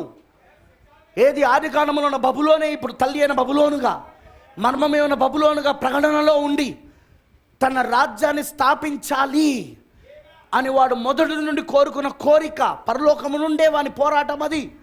ఇప్పుడు వాని కోరికను తీర్చుకోబోతున్నాడు. వాడు ఆ కోరికను తీర్చుకునే సమయంలో గమనించాలా, వారిని, ఆ ఏర్పరచబడిన వారిని, ఆ ఎన్నుకోబడిన వారిని, వాని యొక్క మర్మములన్నీ తెలిసిన వారిని, వాని రహస్యాలన్నీ బయలు చేస్తున్న వారిని, వాని రహస్యాలు బయలు చేసేదే వధువు, వాని అడ్డగిస్తున్నదే వధువు, వాని ఆపుతున్నదే పరిశుద్ధాత్మ వధువు. అంతేనా పౌలు రాసింది? అడ్డగిస్తున్న వాళ్ళు ఎవరో రాశాడా లేదా? వాడు పూర్తిగా బయలుపరచబడకుండా అడ్డగిస్తున్నారు వాళ్ళు. పూర్తిగా వాడు తన రాజ్యాన్ని స్థాపించకుండా అడ్డగిస్తున్నారు వాళ్ళు. వాని మర్మములన్నీ తెలిసిన ఈమెను ఎలాగైనా భూమిపైన లేకుండా చేయాలని, ఎలాగైనా ఈమెను నాశనం చేయాలని. ప్రకటన 12లో అందుకే వాక్యము చేత గర్భము ధరించిన ఈ స్త్రీని కననేవి నా కుమారుణ్ణి, మరి ఈ స్త్రీని ఇద్దరిని చంపవాలని చూస్తుండగా దేవుడు ఏం చేయబోతున్నాడు? వాని శ్రమ నుండి తప్పించి, వాడు తీసుకురాబోతున్న శ్రమ నుండి తప్పించి ఆమెను తీసుకొని పోబోతున్నాడు పరలోకానికి. విందుకు తీసుకెళ్ళబోతున్నాడు. పెళ్లి విందుకు వెళ్ళిపోబోతున్నది ఆమె పక్షిరాజు రెక్కలతో ఎగిరిపోబోతున్నది ఆమె. వీడు భూమిపైన లేకుండా చేయాలని వీడు ప్రయత్నిస్తాడు. అదే ఒత్తిడి, ప్రపంచ సంఘముల సమాఖ్య ఒత్తిడి. అది పోపు రోముతో కలిసి ప్రపంచ సంఘముల సమాఖ్య. శరీరం అయితే దానికి శిరస్సు పోపు రోము, పోపు రోము శరీరం ప్రపంచ సంఘముల సమాఖ్య కలిసి ఈ వధువుని హింసించడానికి వచ్చే సమయానికి ఈ వధువు ఇక్కడ నుండి జారుకొని వెళ్ళిపోతుంది. ఆమె 3వ ఈడుపు యొక్క పరిచర్యలో ఈమె ఇక్కడ నుండి వెళ్ళిపోతుంది. She will be raptured. మీకు అర్థమైందా నేను చెప్పింది? అర్థమైన వాళ్ళందరూ ఆమె చెప్పండి. జాగ్రత్త వినండి. ఇప్పుడు ఈ వధువు, ఈ పెళ్లి కుమార్తె ఈ 20 కోట్ల దయ్యములతో పోరాడుతుంది. కానీ అవి ఎక్కడున్నాయంటే శరీరములలో ఉన్నాయి. ఈ వధువు పోరాడుతున్నప్పుడు ఈమెకు భయం లేదండి, ఈమె రాజు ఈమెతోనే ఉన్నాడుగా. ఎందుకంటే ఇక్కడ 2 రాజులు ఉన్నారు భూమిపైన. ఒకరు పాతాళపు రాజు, ఆకాశం నుండి ఊడిపడిన నక్షత్రం, రాలిపడిన నక్షత్రం. తేజో నక్షత్రమా, ఓ వేకువ చుక్క, ఆకాశమును నువ్వు ఎట్లా ఊడిపడితివి ఓ లూసిఫర్, అవునా లేదా? వాడు పాతాళపు రాజు, వాడు పాతాళానికి దూతవాడు. ఇంకొకరు పరలోకము నుండి దిగి వస్తున్న రాజు. ఆయన రాజులకు రాజు, ప్రభువులకు ప్రభు ఉన్నాడు. ఆయన కూడా దూత అయి ఉన్నాడు వీళ్ళకు. ఎవరికి? ఆ పుస్తకంలో ఉన్న వారికి. ఆ ఏర్పాట్ల ఎన్నికల్లో ఎవరి పేర్లు అయితే ఆ పుస్తకంలో రాయబడి ఉన్నదో, ఆ 7 ముద్రల గ్రంథంలో ఎవరి పేర్లు అయితే ఉన్నాయో వాళ్ళకు ఆయన రాజుగాను దూతగా ఉన్నాడు. ఇప్పుడు తన రాజ్యాన్ని స్థాపించుకోవడానికి ఆయన రెడీ అవుతా ఉన్నాడు. తన రాజ్య సంబంధికులను ఆయన తాను స్వీకరిస్తున్నాడు. వీడో పాతాళ రాజు తన రాజ్యాన్ని స్థాపించుకోవడానికి వాడు తనకు సంబంధికులను వాడు స్వీకరిస్తూ ఉన్నాడు. 2 రాజులు ఇప్పుడు భూమిపైన ఉన్నారు. ఎక్కడ? అరగంట నిశ్శబ్దంలో, seventh seal, under the seventh seal, 7వ ముద్ర కింద, 5-6 బూరల కింద ఇదంతా జరుగుతూ ఉన్నది. ఇప్పుడు ఇది 5-6 బూరల కిందనో ఆ రాజు పాతాళపు రాజు, 7వ ముద్ర కిందనో పరలోకపు రాజు. 2 రాజులు రాజ్యాన్ని స్థాపించడానికి భూమిపైన రెడీగా ఉన్నారు. మొదటిగా వీడు పాతాళపు రాజు స్థాపిస్తాడు. ఓయ్ వీడు ఆరాధించబడతాడు, వీడు పరిపాలిస్తాడు. వీడు తరువాత వాని రాజ్యాన్ని నాశనం చేస్తూ రాజులకు రాజు దిగొస్తాడు. ప్రభుల ప్రభు దిగొస్తాడు. వాని రాజ్యాన్ని నాశనం చేసి ఆయన తన రాజ్యాన్ని స్థాపిస్తాడు. అర్మగిదోల్లో హల్లెలూయా, దేవుడికి మహిమ కలుగును గాక. ఈయన రాజ్యములో, పరలోకము నుండి వచ్చిన ఈ రాజు యొక్క రాజ్యములో యుద్ధాలు లేవిగా. హల్లెలూయా. మీరు పట్టుకున్నారా? మీరు ఈయన శాంతి రాజ్యం, ఈయనది సమాధానము రాజ్యం, ఈయనది.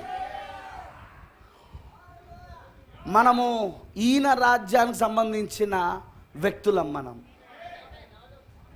ఏది పరలోకమును దిగొచ్చిన ఆ బలిష్ఠుడైన దూత యొక్క రాజ్యం యొక్క వ్యక్తులం మనం. Do you understand? అర్థమవుతుందా? ముందు పాదముల దగ్గర ఉన్న 10,000 రాజ్యం ఏర్పడుతుంది. ఆ తర్వాత చేతి సాయం లేకుండా వచ్చిన కోయబడిన చిన్న రాయి రాజ్యముగా ప్రపంచమంతా వ్యాప్తి చెందుతుంది. అర్థమవుతుందా? ఈ రాజ్యాలన్నిటినీ నాశనం చేస్తూ, ఆ పాదముల దగ్గర ఉన్న రాజ్యములన్నిటిని తుత్తనీలుగా చేస్తూ ఆ చిన్న రాయే పర్వతముగా మారింది. అదే దేవుడి రాజ్యం. సేమ్ ఇప్పుడు అదే జరుగుతూ ఉన్నది. ఇప్పుడు అది భూమిపైన ఇప్పుడు అదే జరుగుతుంది. ఫస్ట్ ఆత్మీయంగా జరుగుతూ ఉన్నది, ఇప్పుడు ఆత్మీయంగా జరుగుతూ ఉన్నది. నెక్స్ట్ అది భౌతికంగా జరుగుతుంది. పట్టుకున్నారా మీరు? ఇప్పుడు ఆత్మీయంగా జరుగుతూ ఉన్నది, నెక్స్ట్ భౌతికంగా జరుగుతుంది. చెప్పానుగా ఇదివరకే. ఇదేంటిది? భూమేనా? ఇది నేలనేనా? ఇటు చూడండి, ఇటు చూడండి. ఇది నేలనేనా? ఇది ఇప్పుడు దీంట్లో 5 రాజ్యాలు ఉండే, 4 రాజ్యాలు ఉండే, కానీ రాయి వచ్చి ఏం చేసింది? ప్రకటన 10లోని తలరాయి వచ్చేసి ఏం చేసింది? ఈ రాజ్యాలన్నిటినీ పగలగొట్టి తిత్తులుగా చేసేసి పూర్తిగా ఆ రాయే రాజ్యంగా మారిపోయిందిగా. ఇది ఆత్మీయంగా జరుగుతూ ఉన్నది.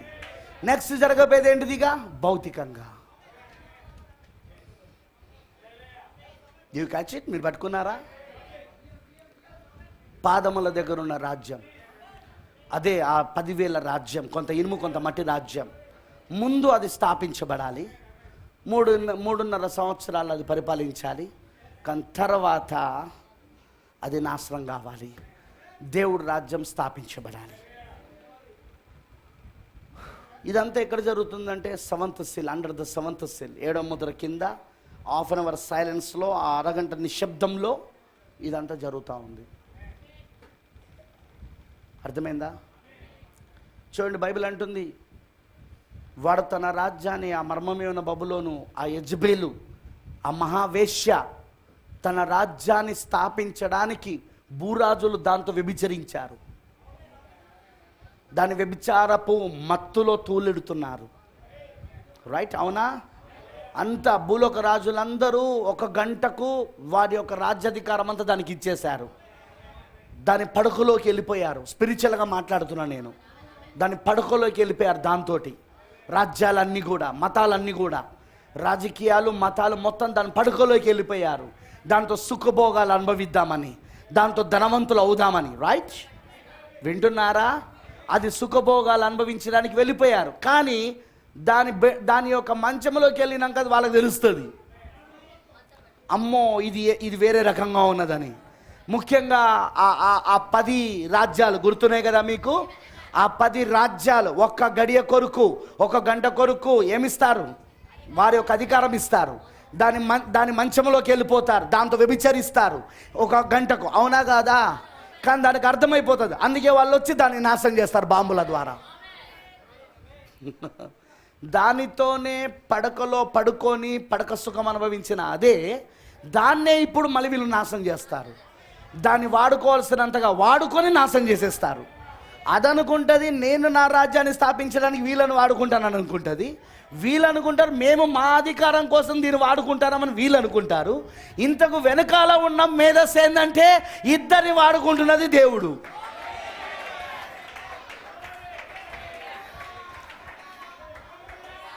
ఎందుకంటే ఆ 10 రాజ్యాలు అవి కమ్యూనిజం అని పోయినసారి చెప్పానుగా నేను. ఆ 10 రాజ్యాలు ఏంటో కదా, కమ్యూనిజం. అవి కమ్యూనిస్టు దేశాలు. అవునా లేదా? అవి తమ అధికారాన్ని ఎవరికి ఇస్తే, అవి రష్యాతో సహా వాటి అధికారాన్ని ఎవరికి ఇస్తే అది పూర్తిగా మహావేశకి ఇచ్చేస్తాయి. రోమన్ క్యాథలిక్ వాటికన్కి ఇచ్చేస్తాయి అధికారం చేయడానికి. అర్థమైందా? ఒక గడియ వరకు, ఒక గంట వరకు, అవునా? దాని పడక సుఖానికి వెళ్ళిపోతాయి. కానీ అది అనుకుంటా ఉంటుంది, వీళ్ళని నేను వాడుకుంటున్నానని అది అనుకుంటుంది, నా రాజ్యాన్ని స్థాపించడానికి. వీళ్ళు అనుకుంటారు దాన్ని నాశనం చేయడానికే మేము వెళ్ళినామని వీళ్ళు అనుకుంటారు. తర్వాత వీళ్ళందరినీ నాశనం చేయడానికి ఆయన వస్తాడు.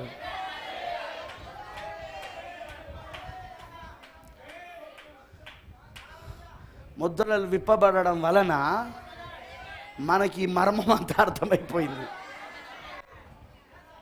That's wonderful, wonderful. అర్థమైంది అందరికీ నేను చెప్పింది? అర్థం కాకపోతే ఇంటికి వెళ్ళాక మళ్ళీ కూర్చొని కొంచెం జాగ్రత్తగా నేను చెప్పిన ప్రసంగాలని మళ్ళీ వినుకుంటా మళ్ళీ ఈ పాయింట్స్కి రండి, నీకు అర్థమవుతాయి. ఎందుకంటే ఇది ఒక సిరీస్, అట్లయితేనే మీకు అర్థమవుతుంది. సిరీస్ ఇది. ఆ 10 కమ్యూనిస్టు దేశాలు వాటి అధికారాన్ని దానికి ఇస్తాయి. ప్రవక్త చెప్పాడు, లేఖనంలో ఉంది అది. ఆ మర్మం ప్రవక్త చెప్పాడు.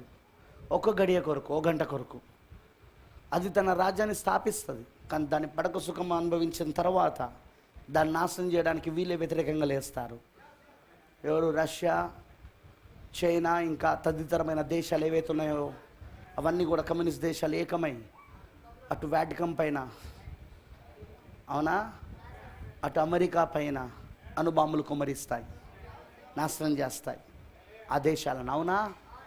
వీళ్ళు అనుకుంటారు. అప్పుడు వాళ్ళు ఇక ఇజ్రాయెల్పై దాడి చేయడానికి బయలుదేరినప్పుడు, ఇజ్రాయెల్ పారిపోతున్న సమయంలో రాజులకు రాజుగా, ప్రభులకు ప్రభువుగా దేవుని వాక్యముని తొడలపైన రాసుకొని చేతిలో ఇనుప దండముతో నోటిలో నుండి వాడి అయిన ఖడ్గముతో కిరీటములను ధరింపజేయబడి మా రక్తంలో ముంచబడిన వస్త్రాలతో తెల్లని గుర్రము పైన ఆయన బయలుదేరి వస్తూ ఉంటాడు. ఆయనతో పాటు శుభ్రమైన సేనలు. ఎవరు వాళ్ళు? వధువు అయి ఉన్నారు వాళ్ళు కూడా వాళ్ళ తెల్లని గుర్రముల పైన వాళ్ళు స్వారీ చేసుకుంటూ వస్తారు. ఎందుకు? అర్మగిదోన్లో వాడిని ఓడించడానికి. ఇక గ్లోరీ, హల్లెలూయా. అందుకే ప్రవక్త అంటాడు, కమ్యూనిజం దేవుని చేతిలో ఒక ఆయుధం. దేవుని పిల్లలను హింసించి చంపి వారి రక్తము చేత మత్తిల్లి ఉన్న ఆది అపోస్తుల యొక్క రక్తం కూడా దానిలో కనబడిందని ఉంది బైబిల్లో. అందుకే దానికి శిక్ష విధించడానికి దేవుడు ఇప్పుడు ఈ కమ్యూనిజంని వాడుకోబోతున్నాడు అన్నాడు. అందుకే మీరు ఎప్పుడు కూడా కమ్యూనిజం గురించి ఆందోళన చెందకండి. మీరు ఆందోళన చెందాల్సింది ఊదా రంగు తెర కోసము, వాటికన్ కోసం, రోమన్ క్యాథలిక్ కోసం అన్నాడు ప్రవక్త. ఎందుకంటే ప్రపంచ అధికారం దాని చేతిలో ఉంది. అది ప్రపంచాన్ని పరిపాలిస్తూ ఉన్నది తెర వెనకాల ఉండి. ముందు అహాబు అమెరికా ఉన్నది, కానీ పరిపాలన చేస్తుంది మాత్రం యజబేలు. వెనకాల యజబేలు వాటికన్ నుండి పరిపాలన చేస్తూ ఉంది. వింటా ఉన్నారా? పోప్ రోమ్ ఉండి పరిపాలన చేస్తూ ఉంది. దాన్ని చూడండి అన్నాడు ప్రవక్త. నిజంగా ఇప్పుడు అదే జరుగుతూ ఉంది. We're all saying that. అవన్నీ మనం చూస్తూ ఉన్నాం. అందుకే ఈ అరగంట నిశ్శబ్దంలో 2 రాజులు ఇప్పుడు భూమి పైన ఉన్నారు. కాకపోతే నువ్వు ఏ రాజ్యానికి సంబంధించిన వాడివి, సంబంధించిన దానివి అనేది నీ జీవితం చెప్తుంది. నువ్వు కలుగున్న ప్రత్యక్షత నొసటి పైన, నువ్వు చేస్తున్న క్రియలు చేతిపైన. మీకు అర్థమవుతుందా? నొసటి పైన, చేయి పైన. నొసలు దేనికి సాదృశ్యం? ప్రత్యక్షత. చేయి దేనికి సాదృశ్యం? క్రియలకు. నువ్వు చేస్తున్న క్రియలకు నీకు ఏ ప్రత్యక్షత ఉంటుందో అదే క్రియలు.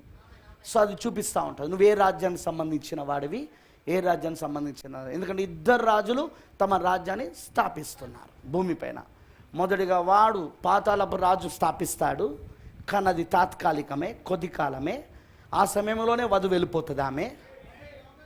తరువాత రాజులకు రాజు, ప్రభులకు ప్రభు అయిన యేసుక్రీస్తు వచ్చి పాతాళ రాజు యొక్క రాజ్యాన్ని నాశనం చేసి అర్మగిదోన్లో ఆయన రాజ్యాన్ని స్థాపిస్తాడు. ఆయన శాంతి రాజ్యం, అది సమాధానం రాజ్యం. అది వింటున్నారా? అదే 1000 ఏళ్ల పరిపాలన, అదే దావీదు కుమారుని రాజ్యం. అది దావీదు సింహాసనం పైన దావీదు కుమారుడిగా రాజ్య పరిపాలన చేస్తాడు. అప్పుడు ఈ వధువు, ఈ లవదీకలలో ఉన్న సజీవంగా ఎత్తబడి ఈ వధువు ఆయన సింహాసనం పైన, అంటే ఆయన అధికారంలో ఉండి ఈ ప్రపంచాన్ని పరిపాలిస్తుంది ఆమె. రాజ్యంలో సగం మటుకు ఆమెకు అధికారం ఉంటుంది. ఇక ఎస్తేరుకు ఉన్నట్లుగా, ఎందుకంటే ఎస్తేరు రాజులో సగభాగం, ఇప్పుడు ఈమె రాజులో సగభాగం. అందుకే రాజ్యములో సగ అధికారం ఆమెకు ఉంటుంది. ఇక ఆమె ఏది పలుకుతే అది జరుగుతూ ఉంటుంది అక్కడ. బ్రదర్ సిస్టర్, లాస్ట్ ఫైనల్కి వచ్చేసినాం, బ్యాటిల్కి. ఇక చివరి యుద్ధంలోకి వచ్చేస్తాం. 7వ ముద్ర కింద ఇవన్నీ జరుగుతూ ఉన్నాయి. ఇప్పుడు ఇంకా నిర్లక్ష్యంగా ఉండకండి, ఇంకా అమాయకంగా ఉండకండి. ఇంకా నాకు అవన్నీ ఏమక్కర్లేదు, నేను అమాయకంగానే ఉంటా, అమాయకులే పరలోకం పోతారు కదా అని అనుకోకండి. వాక్య జ్ఞానము తెలవకపోవడమే అపవాది ఆయుధమై ఉన్నది. నీకు వాక్య ప్రత్యక్షత లేకుండా ఉండడమే